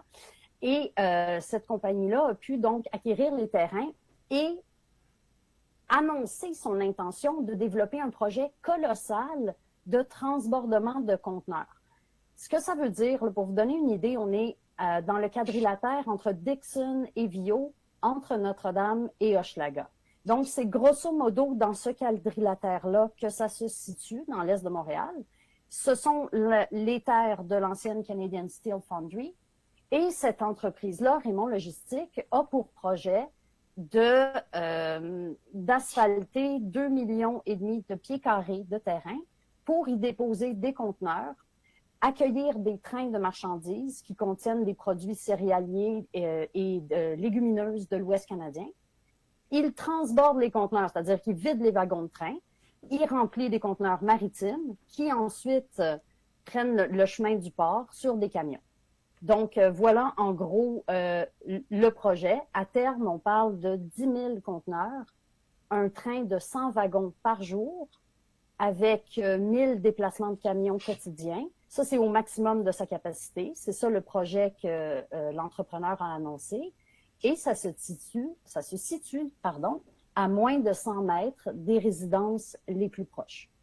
Les résidences les plus proches, ce sont des coopératives d'habitation et un centre de soins longue durée, le CHSLD Grace Dark. Donc, c'est problématique pour la cohabitation, bien sûr, mais c'est également problématique parce que ça empêche de développer autre chose. Ça empêche de faire un parc nature, ça empêche de faire de l'agriculture urbaine, ça empêche de développer du logement, ça empêche de faire autre chose avec des sols qui sont contaminés à cause de son héritage industriel dû à la fonderie d'acier. Donc, le plus simple et le moins cher pour les élus, pour les dirigeants, pour les penseurs de projets économiques, devant un sol contaminé, c'est de se dire, ben, nous allons enfouir les contaminants, sceller le sol sous une couche d'asphalte et permettre un développement portuaire vu que le port est à proximité. Évidemment, ça, c'était le raisonnement d'il y a 20-30 ans. On parlait peu de changement climatique, on parlait peu d'îlots de chaleur, on n'avait pas de canicule au mois de mai. C'était très, très, très rare. Maintenant, chaque année, la canicule arrive plus tôt. Les bouleversements climatiques, on les ressent. Et les experts nous disent il faut préserver tout ce qui reste de nature, tout ce qui reste, même les friches industrielles. Cet espace-là, quand la Canadian Steel Foundry a été détruite, la nature a repris ses droits. Il y avait des arbres, il y avait une friche arbustive, il y avait tout un écosystème qui était là. Bien sûr, je le rappelle, les terrains sont contaminés. Ça, on le dément pas.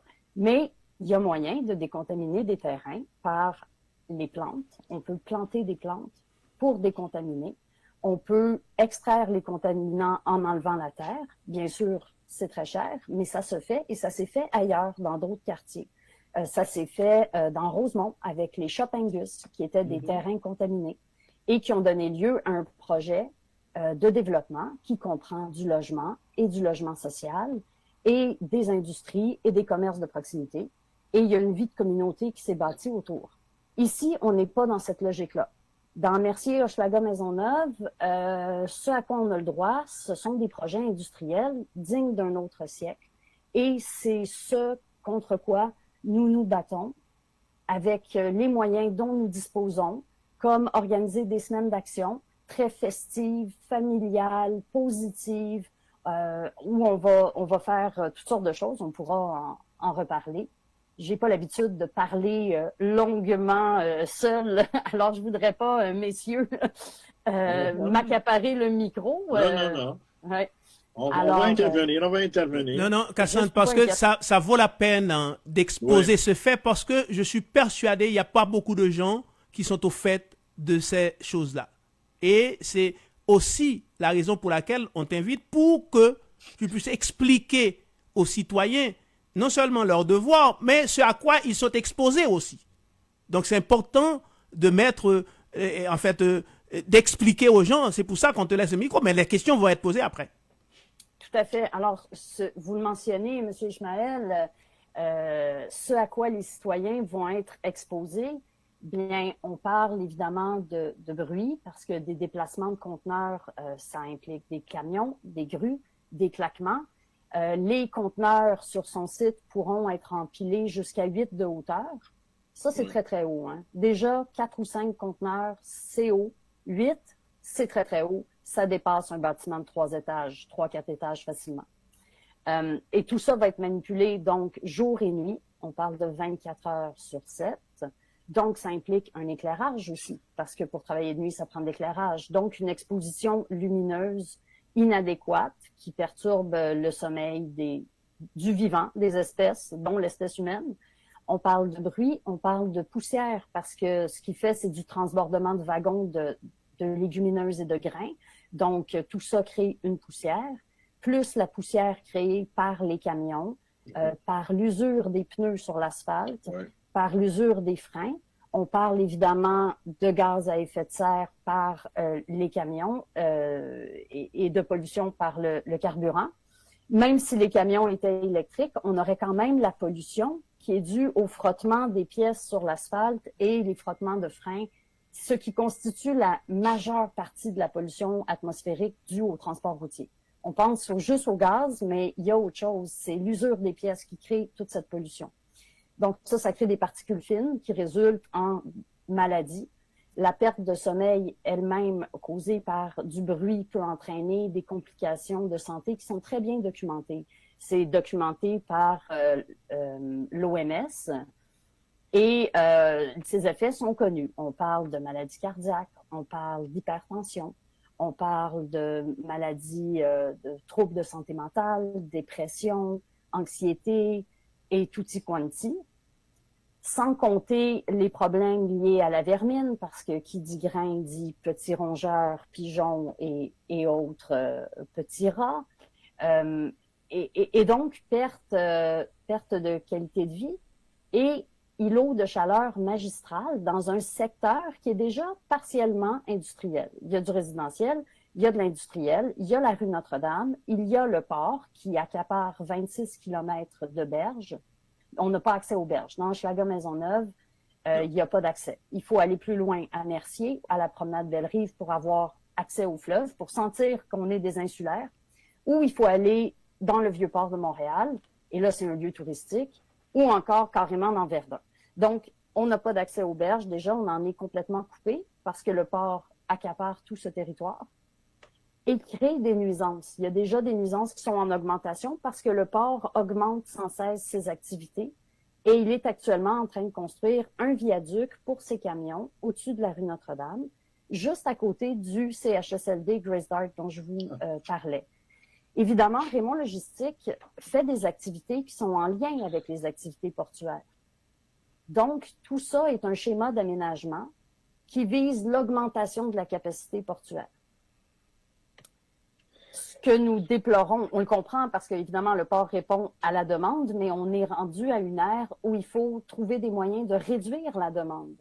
Et ce n'est pas les citoyens seuls qui, en se disant « je n'achèterai pas de vêtements neufs, je vais acheter moins de nourriture importée », qui vont réussir à réduire la quantité de matière qu'on importe et qu'on exporte. Ça prend des politiques pour ça. Mais là, je m'avance un peu dans le gros... Moi, j'ai une question à vous poser parce que la façon que tu décris ça, ça me fait dire quasiment qu'on est rendu à disons, une industrialisation quasi du 19e siècle.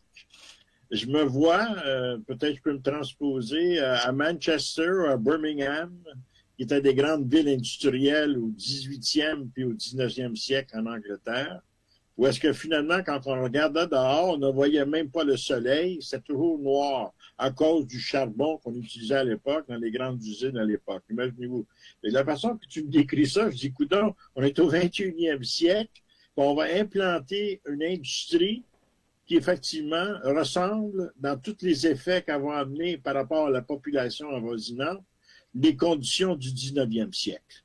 Moi, ça se peut pas.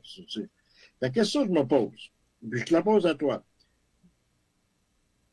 Le BAP a déjà pris position. Vous l'avez, j'imagine, demandé une étude de la part du BAP. Où est-ce qu'il s'en est? Et c'est effectivement, le BAP se tait. Est-ce que la Ville de Montréal, sur les conditions, l'environnement, est-ce que se tait aussi? Puis tout le monde parle d'environnement, tout le monde parle des changements climatiques, mais quand ça arrive à finalement faire des actions pour vraiment combattre ça, dans le cas de Raymond Logistique, est-ce que les gouvernements du Québec et la municipalité de Montréal embarquent là, ou ils sont complètement ailleurs? C'est une question très intéressante, ça. Je dirais que la Ville de Montréal sont bien conscients, du moins les élus sont bien conscients que c'est un problème, Raymond Logistique. Mais on a le problème de Raymond Logistique parce que la Ville n'a pas fait ses devoirs quand c'était le temps. Raymond est sur un territoire zoné industriel. Juste à côté, c'est une zone résidentielle. La Ville a eu des occasions successives de changer le zonage pour ne pas permettre ce tel niveau d'industrialisation. Il y a de l'industriel qui se fait, on peut avoir un entrepôt, c'est une chose. Avoir une plateforme de transbordement de conteneurs, c'est comme avoir une gare de triage. Donc, c'est problématique. Ils n'ont pas changé le zonage au bon moment. Donc, on est face à une entreprise qui est de plein droit et qui poursuit la Ville de Montréal pour 373 millions de dollars parce que la Ville a modifié les règlements, la Ville a refusé de lui émettre son permis lorsqu'il a acheté. Sous la pression citoyenne, la Ville a dit, vous avez acheté en vertu d'un certain usage, vous faites de l'entreposage n'est pas permis à ciel ouvert, et l'entreprise a répliqué en disant non, il y a un usage de gare de triage sur ce terrain, j'y ai droit, et la Cour a statué en faveur de l'entreprise. Il a le droit de faire une cour de triage en fonction du zonage, et la Ville est allée en appel de cette décision et a perdu. Donc ça nous mène en janvier 2021, jugement de la Cour d'appel. La Ville a perdu, l'entreprise est de plein droit.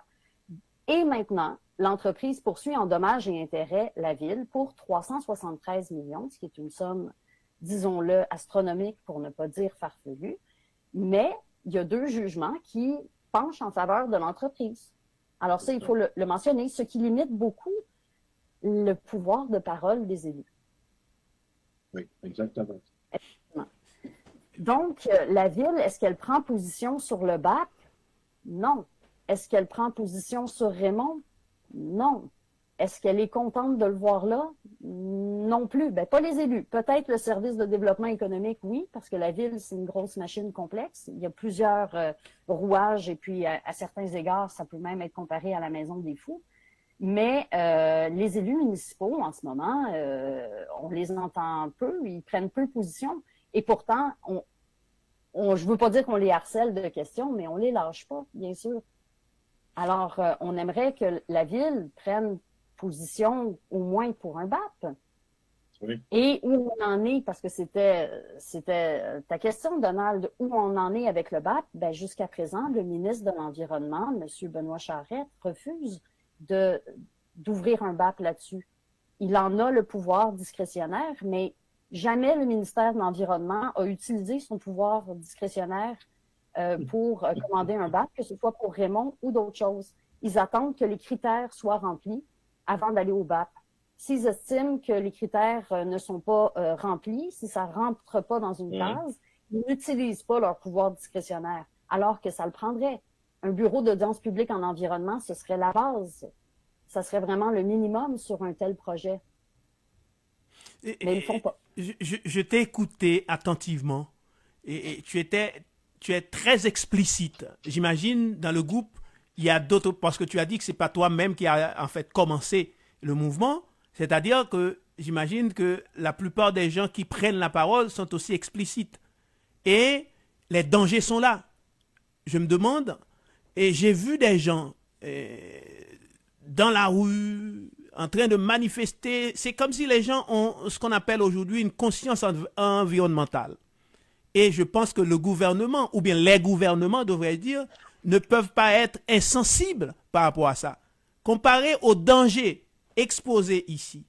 Et 360 et quelques millions de dollars, j'imagine, je ne dis pas qu'il faut payer, mais est-ce qu'on est prêt à exposer la vie des gens par rapport, c'est-à-dire, et comparé à laisser le projet aller de l'avant et exposer la vie des gens?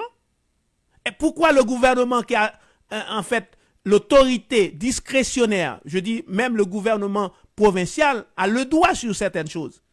Pourquoi est-ce qu'on vous donne l'opportunité d'exposer pour éclairer, pour les lanternes des gens, pour qu'ils sachent que ce n'est pas fantaisiste ce que vous êtes en train de dire comme groupe, mais c'est un danger imminent qui est là? Est-ce qu'on vous laisse cette possibilité-là d'exposer les événements et les faits? On nous laisse la possibilité de le dire, mais vous savez, il y a cet humoriste français, Coluche, qui disait « La dictature, c'est ferme ta gueule, la démocratie, c'est cause toujours ». Oui. Donc, on en est là, à ce stade-ci. On nous laisse parler, on a la liberté de parole, une très grande liberté de parole, c'est fantastique. Est-ce qu'on est entendu et est-ce que ça résonne? On sent qu'on ébranle certaines colonnes du temple, mais pas suffisamment, parce que vous l'avez dit, le gouvernement est sensible aux pressions sociales, aux pressions populaires. On l'a vu maintes et maintes fois dans les 4 dernières années. Maintenant, est-ce que c'est suffisant? Je pense que peut-être que la lutte ne résonne pas encore assez fort auprès d'un assez grand nombre de personnes pour qu'ils sentent cette pression, pour aller de l'avant avec un BAP. Ou alors, ils ont peur que s'ils ils accordent un BAP là-dessus ou s'ils achètent le terrain, que ça crée un dangereux précédent qui les forcerait à agir dans d'autres lieux, parce que des luttes de préservation du territoire, il y en a partout à la grandeur du Canada et à la grandeur du Québec, j'en suis convaincue. Oui. Et ces gens-là, on commence à se parler, on commence à découvrir qui ils sont, mais on s'aperçoit qu'on est en silo et ces petites luttes pour garder ce qu'il reste de nature et préserver la santé des gens, la sécurité des gens. Ces luttes-là se font en silo et les gens ne sont pas interreliés, interconnectés. Ouais. Et probablement que ce qui fait très peur au gouvernement, c'est d'entendre des choses comme « ben si eux sont capables, nous aussi on est capables, puis on va s'organiser » et ainsi de suite. C'est ce qui est arrivé dans le cas de GNL Québec, le projet de port gazier liquéfié, du gaz liquéfié sur le Saguenay, qui a été finalement rejeté. Le gouvernement a rejeté le projet, mais ça a absolument tout pris de la part de ce groupe-là militant. Ils ont obtenu le BAP, ils l'ont investi, les experts se sont prononcés, les citoyens se sont prononcés, ils ont récolté des centaines de milliers de signatures avec leur pétition. Le gouvernement a reculé, mais tous les indicateurs étaient là pour dire ceci est un mauvais projet. Je suis un homme de médias. Ça fait longtemps que je suis dans les médias et je voyage virtuellement à travers le monde. Je connais la force des médias, surtout les médias mainstream, les médias du système. Et je sais que ces médias-là font déplacer des montagnes, surtout quand ils le veulent bien. Quand ils veulent... Exactement. Mais la question que j'ai envie de poser, est-ce que ce projet-là, ce que vous exposez, c'est-à-dire le groupe, est-ce que les médias prennent fait et cause, connaissent très bien ça? Pourquoi les médias qui savent s'aventurer, prendre des positions claires dans des circonstances parfois, ils ne sont pas obligés d'en prendre, ils prennent des décisions? Est-ce que les médias sont présents, connaissent cet événement, ce mouvement-là? Oui, les médias sont présents. Je dois dire qu'on a réussi à obtenir une couverture médiatique qui est quand même importante pour une telle lutte. Puis on en est à la fois reconnaissant et fier. On a réussi à attirer l'attention des médias. Ils ont réussi à s'intéresser au projet. Et autant dans les médias plus locaux que dans les médias mainstream, courants, Radio-Canada, La Presse, Journal de Montréal, TVA, radio, du côté anglophone, de Gazette. On a eu une couverture médiatique partout, mais c'est extrêmement dur de capter l'attention médiatique et de la garder et d'aller au fond des choses. Vous savez, quand on vous interviewe pour la télé, vous le savez sûrement, vous avez à peu près 5 secondes pour passer à la télé. Ouais. Donc, et résumer, ça fait presque une demi-heure qu'on parle. Résumer un tel projet, ça se résume pas, et je vous ai même pas tout dit. Je vous ai pas parlé du terrain du CN qui borde le terrain de Raymond Logistique. Je vous ai pas parlé du boisé Steinberg au nord. Je vous ai pas parlé du projet de prolonger la rue l'Assomption. J'ai juste effleuré la surface qui est le plus gros morceau, Raymond Logistique, qui est physiquement le plus gros morceau.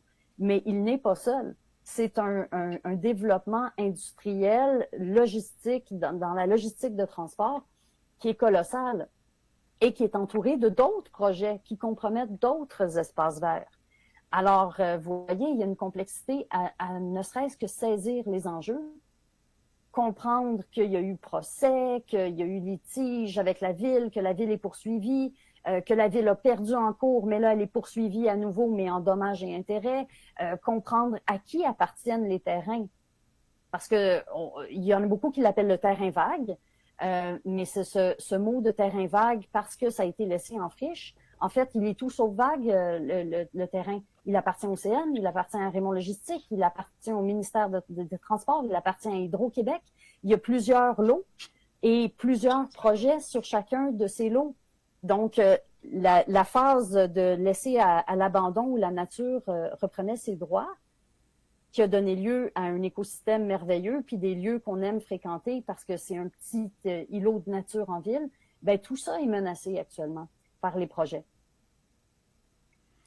C'est intéressant ce que tu dis, Cassandre, parce que on entend souvent parler les politiciens et les politiciennes, que ce soit au niveau municipal ou au niveau provincial, l'environnement. Ils vont faire des chapelets quasiment sur l'environnement, on trouve ça merveilleux. Mais quand on arrive à une réalité, comme tu viens de démontrer, une réalité où finalement l'industrialisation, comme je dis, du 19e siècle qu'on est en train d'imposer au 21e siècle, c'est exactement le contraire, finalement, de l'environnement, l'écologie. Donald, laisse-moi faire la dernière pause, je reviens. OK, prends la pause. Fête d'anniversaire, une fête quelconque à la maison, au bureau ou en salle, pour la bonne bouffe, confiez la chose les yeux fermés à Marie-Ursule Latour Traiteur. Des professionnels des cuisines créoles et françaises qui vous font des repas débouchés absolument divins. Pour la réussite de votre événement, confiez sans hésiter la section des repas au meilleur traiteur en ville, Marie-Ursule Latour, avec ou sans service, et vos invités seront contents. 54 326 8665. Attention, fête des mères. Émission spéciale conçue pour vous, avec vous. En 2 ou 3 lignes, dites-nous le pourquoi de vos choix, vos opinions, le texte, les paroles, la musique, le traité, le punch, le moment accrocheur, des pour et des contre. Écrivez-nous à cpapamaman1410 @gmail.com. Il est des moments dans la vie où il nous faut rappeler nos origines, célébrer notre évolution, raconter notre histoire. Nous sommes Polytronic 2.0. Notre code génétique, c'est toujours des appareils et accessoires électroniques. Cependant, nous avons refondu notre identité visuelle par de nouvelles couleurs, adopté un nouveau look, reconfiguré notre espace plancher, avec une écussion remarquée dans les secteurs des bijoux de fantaisie, des fragrances, des produits cosmétiques et de coiffure. Nous avons reconfirmé notre position en tant que magasin local, recréé le chemin contact avec la clientèle via les réseaux sociaux. Polytronic 2.0. Parce que la ligne du temps suit notre parcours, nous voulons rester dans la différence pour continuer à défier la concurrence. 89 45 Saint-Michel, 514 323 92 22. Il y a des jours avec, il y a des jours sans. Les jours avec, on est déjà avec. Mais les jours sans, il faut faire avec le AM 1410.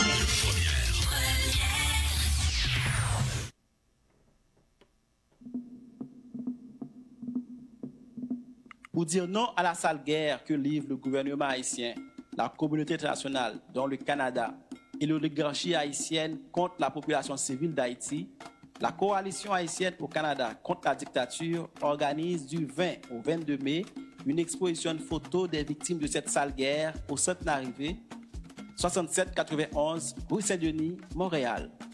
Venez en grand nombre dire avec nous au gouvernement du Canada et du Québec que cette guerre qui a fait des centaines de morts doit cesser. Venez en grand nombre dire au gouvernement du Canada et du Québec d'arrêter tout appui aux crimes commis contre la population haïtienne par les gangs complices du gouvernement d'Ariel Henry et du PHTK au pouvoir. Venez en grand nombre dire non à la guerre que les gangs armés, fédérés par le gouvernement haïtien et la communauté internationale, livrent au peuple haïtien.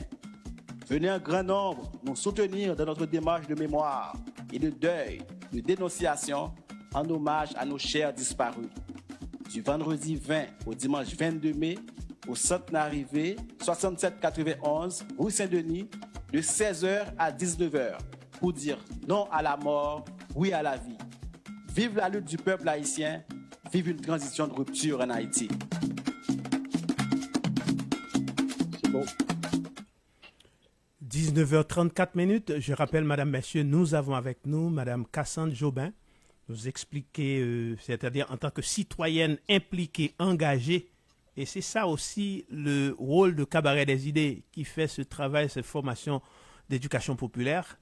Donald, tu avais une question, tu étais en train de... Oui, parce que souvent, on entend les politiciens, quand c'est le temps de parler de l'environnement, puis l'écologie, bon, ils font des grandes paroles, ils sortent le chapelet, puis ils font je sais pas, 24 salut Marie pour faire sauver la planète. Mais dans les faits, puis la façon que Cassandre a vraiment démontré c'est quoi la situation objective sur le terrain, on voit qu'à ce moment-là, les politiciens et les politiciennes se tiennent loin à ce moment-là. Parce qu'effectivement, on commence à démontrer aussi que qu'est-ce que Raymond Logistique est en train de faire, c'est complètement à l'encontre de ce que les gens dans les villes à travers le monde ne veulent plus. Et c'est ça que je trouve que finalement, parce que même si on demande à Cassandre de pendant 2 minutes nous expliquer c'est quoi vous avez, parce que tout le monde va dire, ben, critique, mais je suis sûr que vous avez des propositions pour rendre ce terrain-là quelque chose de beau, quelque chose de comment on conçoit l'avenir de les villes dans lesquelles nous vivons. Fait que tu pourrais juste parler de ça, puis après ça, j'aimerais ça que tu nous parles de la semaine du 27 mai jusqu'au 5 juin. C'est cette semaine que j'appelle des citoyens et des citoyennes. Oui, alors c'est notre semaine d'action. On y reviendra. Juste un petit bémol sur ce que tu as dit, Donald. Là, je me sens obligée de me porter à la défense des politiciens parce qu'on les met tous dans le même sac, mais ils ont quand même, il y en a qui ont pris position. Le député provincial de la circonscription d'Hochelaga, Alexandre Leduc, a pris position contre le projet, de même que la députée fédérale Soraya Martinez-Ferrada. Ils se sont prononcés contre et il y a d'ailleurs eu une déclaration commune avec des organismes communautaires et l'Association québécoise des médecins en environnement, ainsi que la Société de développement commercial de la rue Ontario, qui ont pris position clairement contre ce projet-là, qui ont soulevé un paquet de craintes, qui nous appuient dans notre démarche avec les inquiétudes que ça génère. Donc, on a un certain appui. Maintenant, quand il faut trouver des solutions, asseoir tous ces gens-là ensemble pour trouver une solution, est-ce que c'est un rachat? Est-ce que c'est une expropriation? Que fait-on? Là, c'est plus compliqué pour asseoir les 3 paliers de gouvernement ensemble et la solution passe nécessairement par le politique. Nécessairement. Une solution gagnant-gagnant, autant pour les citoyens que les politiciens, que l'entreprise, ça serait un rachat. Mais bien sûr, ça va coûter cher. Mais dans tous les cas, on va payer. Ça, il faut se mettre ça dans la tête. On va payer en coût de santé, on va payer en perte de biodiversité, on va payer en projets que l'on perd qui pourraient mener à de l'autonomie alimentaire. On pourrait construire des serres pour faire pousser des légumes. On pourrait décontaminer le sol par les plantes, faire des expériences. On pourrait avoir un laboratoire de recherche là-dessus. Ça pourrait être lié à un centre universitaire sur la décontamination en milieu urbain. Le premier ministre François Legault a dit récemment qu'il fallait densifier nos villes. On manque de logements à Montréal. Il y a un problème de logement dans Hochelaga, dans Mercier, mais à Montréal au complet. Et il a dit, pour densifier, une des façons de le faire, c'est de décontaminer les terrains existants en ville. Alors, là, il y en a un beau. Mais encore là, le problème, c'est qu'il a été vendu de plein droit. Donc, ça, c'est un souci. Et ça complique tout. Et il a été vendu de plein droit parce que des politiciens, des dirigeants, des fonctionnaires, que sais-je, n'ont pas fait leur travail en amont. Il y a de cela 20 ans. Donc on est pris avec cette situation-là. Et on est victime d'une erreur du passé. Et il faut la corriger. Qui aura le courage politique de corriger cette erreur du passé et de permettre un développement beaucoup plus fécond à terme? Mais Cassandre, je comprends que c'est difficile de mettre les 3 paliers ou bien les 4 paliers du gouvernement, on ne sait combien de paliers qu'on a, mais toujours est-il, c'est le citoyen en dernier ressort qui va payer, mais c'est difficile de les mettre. Mais sauf que dans des situations, on voit beaucoup plus importantes en faveur de la société, ces politiciens-là trouvent toujours des moyens de se réunir. Donc, ce qu'il faut comprendre aujourd'hui, c'est que nous sommes dans un système capitaliste où, c'est-à-dire l'entreprise privée a priorité sur les décisions, en fait, sur la société, sur les citoyens. Donc moi, je me demande, quel est notre dernier recours si l'élu ou bien le gouvernement qu'on met en place n'est pas en mesure d'intervenir? Ça veut dire qu'on n'a pas de recours? Donc c'est le citoyen qui doit prendre en main cette destinée. C'est le citoyen qui va finalement mettre les pieds à terre pour dire que basta. Parce que si on a élu les gens pour qu'ils interviennent, c'est la démocratie représentative. Ils font marche arrière sous prétexte la justice a parlé, tout ça. Mais alors on va laisser faire? Ben, vous avez raison. C'est définitivement plutôt les grosses entreprises. Je parle pas des petits commerçants, je parle des grosses entreprises qui mènent la danse. Le pouvoir en leur faveur est démesuré. D'ailleurs, les lois environnementales sont là pour les accommoder. On le voit récemment dans le cas du nickel dans l'air à Québec, et ça pourrait être le cas à Montréal. Le gouvernement a décidé, pour accommoder des entreprises, de hausser la norme de nickel dans l'air. Donc, à partir d'un certain seuil, on peut le dépasser. Maintenant, ce n'est plus dangereux. Mais alors que c'est faux. Scientifiquement, c'est absolument faux. C'est odieux de faire ça. Mais c'est le poids qu'ont les entreprises sur nos élus. Et je dirais que nos élus ont le pouvoir que nous leur donnons. D'où la force d'une mobilisation citoyenne. Si nos élus sentent qu'ils n'ont pas le pouvoir d'agir, eh bien, on doit leur en donner du pouvoir en mobilisant puis montrant que les gens qui les ont démocratiquement élus demandent autre chose. Et si on est derrière notre élu, s'ils sentent une pression citoyenne très forte, là, ils se sentent outillés pour agir. Donc, c'est à ça qu'on travaille avec la mobilisation. Et on essaie de le faire d'une manière la plus intéressante pour la population, d'où l'idée de créer une semaine d'action complète qui est festive, familiale, culturelle, informative. Il y a de tout pour tous. Il y en a pour les intellectuels, il y a des activités pour enfants, il y a des activités pour découvrir le territoire. On fait des randonnées guidées, on montre les possibles, on fait de l'agriculture dans des bacs. On va créer du mobilier, un atelier de fabrication de mobilier en bois de palette. On va avoir des conférenciers des gens qui mènent d'autres luttes. Je dis conférences, mais c'est plus des discussions. Donc, il va y avoir un échange. Là. Ça ne sera pas juste un conférencier, une table, un micro. Il va y avoir des échanges, questions-réponses. Donald va participer d'ailleurs à une conférence sur la démocratie directe.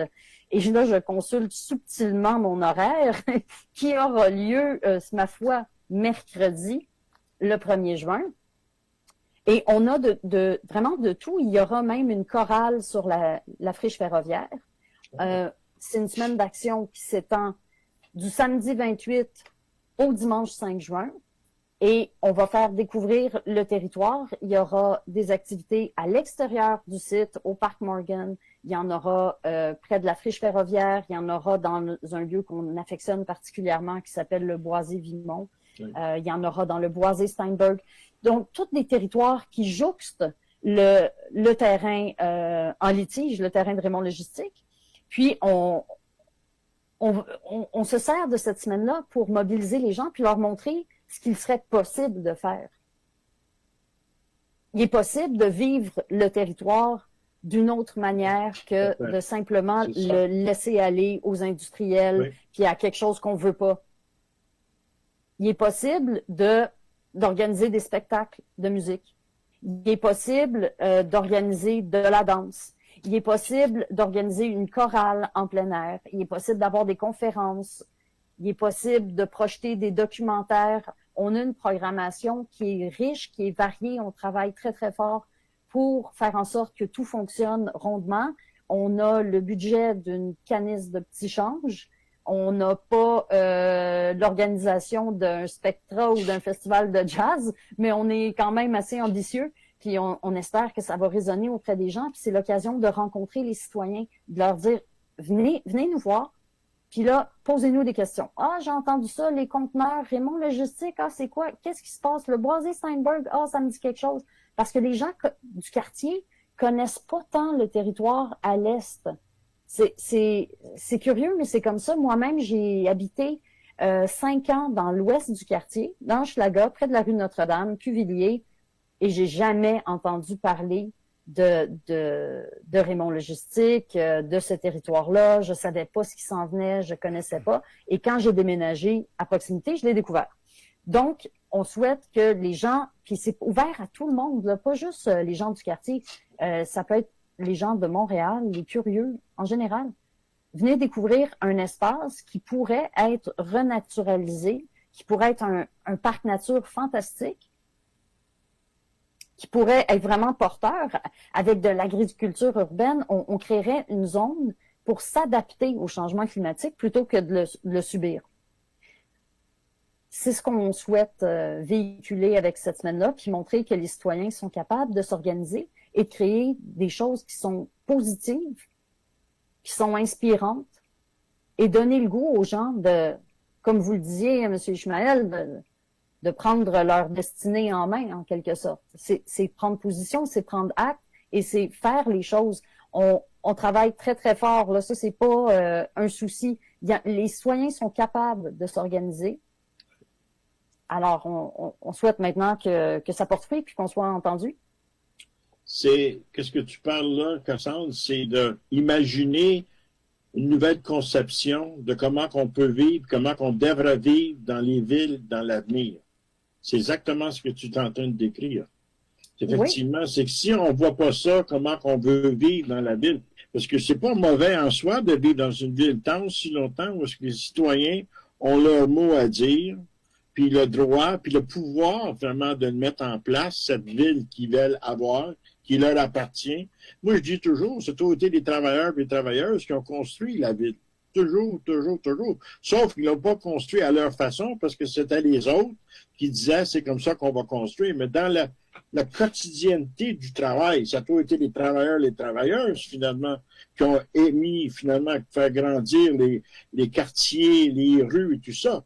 Donc, ces gens-là ont des idées. Ça veut dire qu'on a une vision, les citoyens, de ce que c'est qu'on veut vivre dans l'avenir, du 21e et les siècles à venir pour les générations à venir. C'est comme ça. Je pense que de plus en plus. Puis l'autre question, parce que Ishmael, je sais où est-ce qu'il veut aller lui, avec ça. Parce que Ishmael, c'est un vieux révolutionnaire, peut-être plus vieux comme moi, mais c'est un révolutionnaire néanmoins, et puis c'est clair. Mais il faut comprendre, Ishmael, que tu le dis toujours, sans le peuple, sans les citoyens et les citoyennes, il n'y en aura jamais de révolution. Jamais. Oublie ça, man. C'est les masses qui font les révolutions, qui font les changements. Et c'est eux qui amènent les idées nouvelles aussi. Tout à fait. Dans la pratique, évidemment, mais dans les idées nouvelles. La Commune de Paris, là, c'est exactement ça.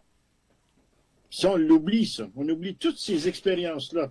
Fait que c'est intéressant. Puis la semaine, c'est une semaine, puisqu'on met beaucoup d'emphase, nous ici, Cassandre, sur le cabaret des idées, de dire que qu'est-ce qui est important pour les peuples, c'est l'éducation populaire. Puis quand je t'écoutais, que tu décrivais qu'est-ce qui était pour se passer durant cette semaine-là, mais ça, c'est l'éducation populaire. Sur le terrain. Pas dans une classe d'école. Puis ça, moi, je pense, c'est ça porte fruit, ça.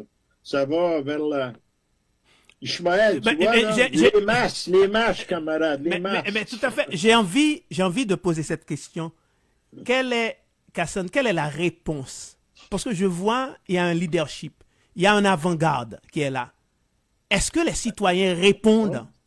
Est-ce que les citoyens répondent à l'appel? Est-ce que tu vois la motivation des citoyens? Parce que, je répète, Donald, c'est notre conviction la plus profonde. Et l'histoire nous l'a prouvé. Si les masses ne prennent pas en main le fait et cause pour leur bien-être, c'est pas les représentants de la démocratie représentative.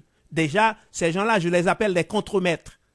Et on l'a dit, les entreprises décident, mais ils ont des contremaîtres dans la politique pour faire respecter leurs vœux. Et d'ailleurs, on voit souvent, après avoir laissé la politique, où est-ce qu'ils se retrouvent, les politiciens, dans ces entreprises.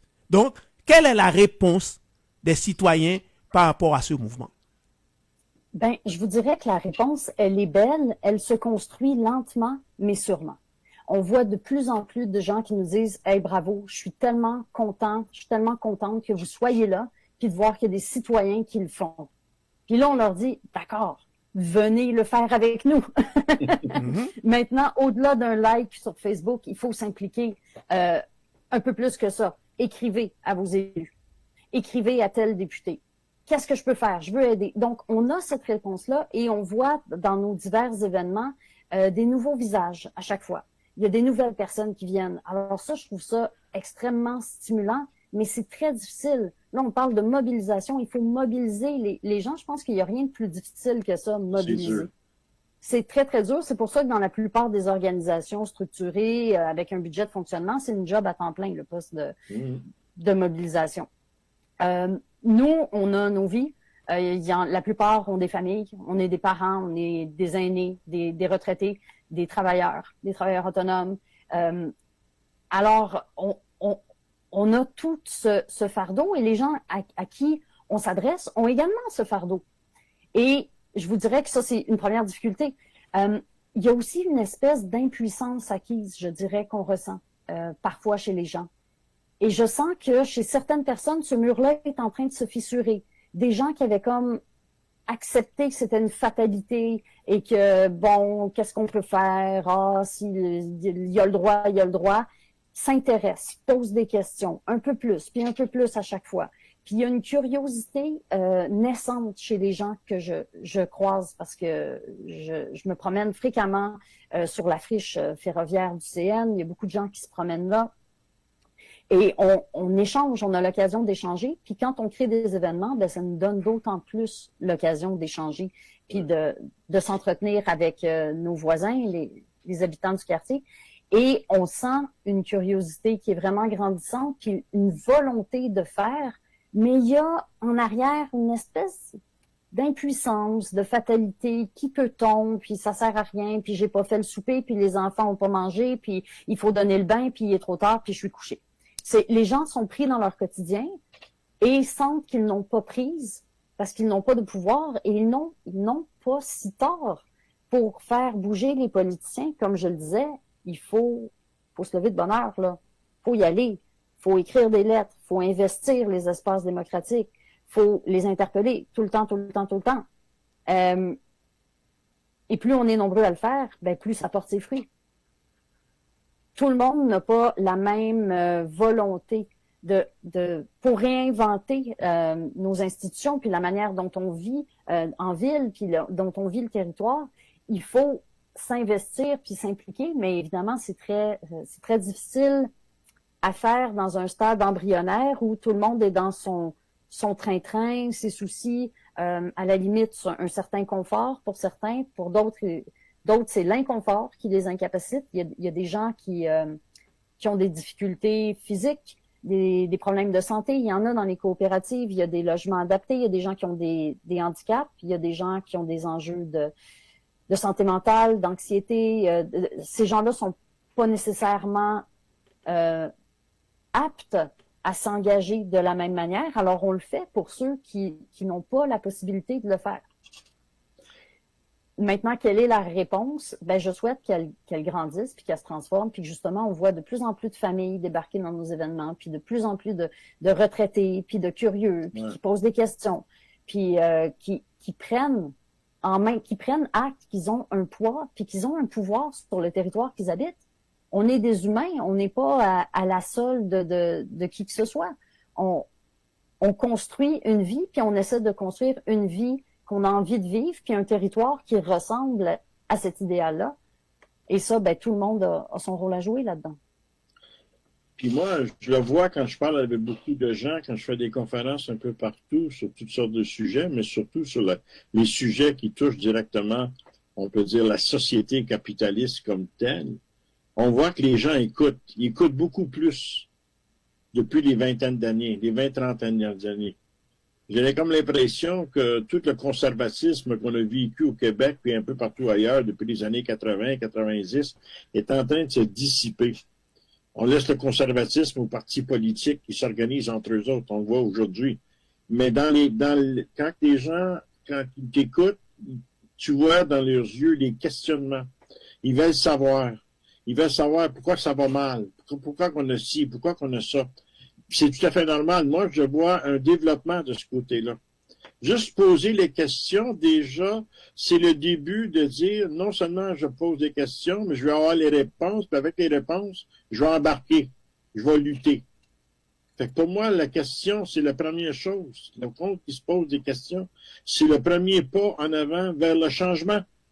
C'est le changement vient d'un questionnement constamment. Ne cesse à questionner soi-même, mais questionner l'autre d'avant qui fait un petit discours sur tel cas, tu dis, ben, pourquoi tu dis ça? La réponse, c'est c'est comme ça que ça se fait. C'est comme ça que ça se fait. Moi, c'est pour ça que je dis souvent à Ishmael, quand on parle, il faut parler aux masses. Il faut pas baisser le niveau de la compréhension des choses, mais il faut leur parler dans leur langue à eux. Ça veut dire dans le concret. Sinon, c'est des intellectuels qui parlent aux intellectuels. That's it, that's all. J'ai rien contre les intellectuels, mais c'est pas les intellectuels tout seuls qui font des changements dans les sociétés. Non. Comme tu sais, Ishmael, ça prend des intellectuels organiques. Alors, Antonio Gramsci. En effet. Antonio Gramsci. Il ne faut pas oublier Antonio Gramsci. En effet. Tu sais que moi, je ne l'ai pas oublié, Antonio Gramsci. Mais non, je ne l'oublierai pas non plus. Donc, c'est pour ça qu'effectivement, l'intellect est important, mais il faut l'amener dans le terrain, sur le plancher des vaches. Tout à fait. Tout à fait. 19h56. Alors, ma dernière question pour Cassandre. Et c'est peut-être une façon aussi de permettre à Cassandre de lancer des invitations beaucoup plus concrètes.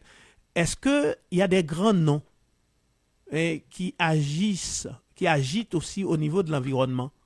Est-ce que ces gens-là sont invités pour les assemblées qui vont se faire jusqu'au 5 juin? Parce qu'il y a des gens qui embrassent les causes de l'environnement. C'est un problème environnemental, à mon avis. Ben, on lance l'invitation, évidemment, aux grands noms de l'environnement. Tous les élus au pouvoir de tout palier sont évidemment invités. Les membres d'organismes écologiques et communautaires vont être invités également. On va lancer l'invitation à la table de quartier, mais surtout aux citoyens. Vraiment, tout le monde est invité, là. Et sans exception, et la programmation est sur notre site web, résisteretfleurir.info. On a également la page Facebook de Mobilisation 6600 Parc Nature, sur laquelle on peut retrouver tous les événements qui vont être là. Donc, il y en a pour tous. Et puis, on souhaite, évidemment, si M. Stephen Guilbeault est libre, on va l'accueillir. Il sera le bienvenu. Si Mme Laure Varidel veut être là, elle sera le bienvenu. Je crois qu'il se passe vraiment beaucoup d'actions ce printemps-ci sur le plan de l'environnement avec les maires au front et la Fondation David Suzuki aussi qui lance des événements. Donc, tous les groupes écologistes vont être bien occupés, puis on espère que dans ces divers événements-là, on va pouvoir se croiser et échanger. Il faut en arriver, parce que je vais faire un plug, parce que présentement, je dirige le numéro 28 le nouveau cahier du socialisme. On espère de sortir ça au mois d'octobre. Puis le dossier du numéro 28, c'est sur l'éco-socialisme. Donc, si on parle d'écologie, éventuellement, j'espère qu'on va pouvoir parler aussi d'écologie, et puis pas juste écologie, mais éco-socialisme aussi. Éco-société. C'est ça. Puis, fait que ça va venir tout ça. Mais c'est toujours les batailles de petits pas. C'est pour ça qu'il ne faut pas s'énerver, là. Et Lénine disait, un pas en avant, 2 pas en arrière. Oh, Il faut asseoir la base parfois pour pouvoir mieux avancer. Alors, merci. Ça, c'est dans une situation spéciale. Spéciale, une analyse concrète de la réalité concrète. Alors, merci, Madame Cassandre, d'avoir accepté notre invitation. C'était très éclairant. Honnêtement, j'ai appris. Je n'étais pas au courant. Il dit ça, lui-là, là. Ça, c'est beaucoup. Ça. Ouais, je n'étais pas au courant. Je n'étais pas au fait de tous ces problèmes parce que Hochelaga, c'est Montréal. C'est notre voisin. C'est dans notre quartier. Donc, alors là, nous respirons Hochelaga. J'invite tous les citoyens, toutes les citoyennes, tout le monde à s'intéresser parce que on dit le village, en fait, c'est une main. Le monde est un village global, mais Hochelaga, c'est notre voisin. Merci beaucoup. Merci. Merci, Madame Cassandre. Merci à vous, ça a été un grand plaisir. Alors, Donald. Oui. Il est 19h59. Tu sais qu'est-ce que dit Gramsci avant qu'on s'en aille? Okay? Il dit, le vieux se meurt, mais le nouveau n'est pas encore né. Non. Notre rôle à nous, c'est de faire naître le nouveau. Et souvent, le nouveau naît du vieux. Alors, à la semaine prochaine. Parce que c'est dialectique. À la semaine prochaine, Donald. Ciao, ciao, ciao, ciao. Exclusive CAM. Et pour le transfert de nourriture, CAM est la seule maison de transfert qui offre la livraison partout à travers Haïti. Un grand merci à tous nos clients, anciens et nouveaux, pour la confiance placée en nous depuis 35 ans. CAM, notre service fait la différence. Pour de plus amples informations, téléphonez en 1-800-934-0440 ou visitez www.camtransfert.com. C'est l'occasion d'organiser une fête d'anniversaire, une fête quelconque à la maison, au bureau ou en salle. Pour la bonne bouffe, confiez la chose les yeux fermés à Marie-Ursule Latour Traiteur. Des professionnels des cuisines créoles et françaises qui vous font des repas, des bouchées absolument divins. Pour la réussite de votre événement, confiez sans hésiter la section des repas au meilleur traiteur en ville, Marie-Ursule.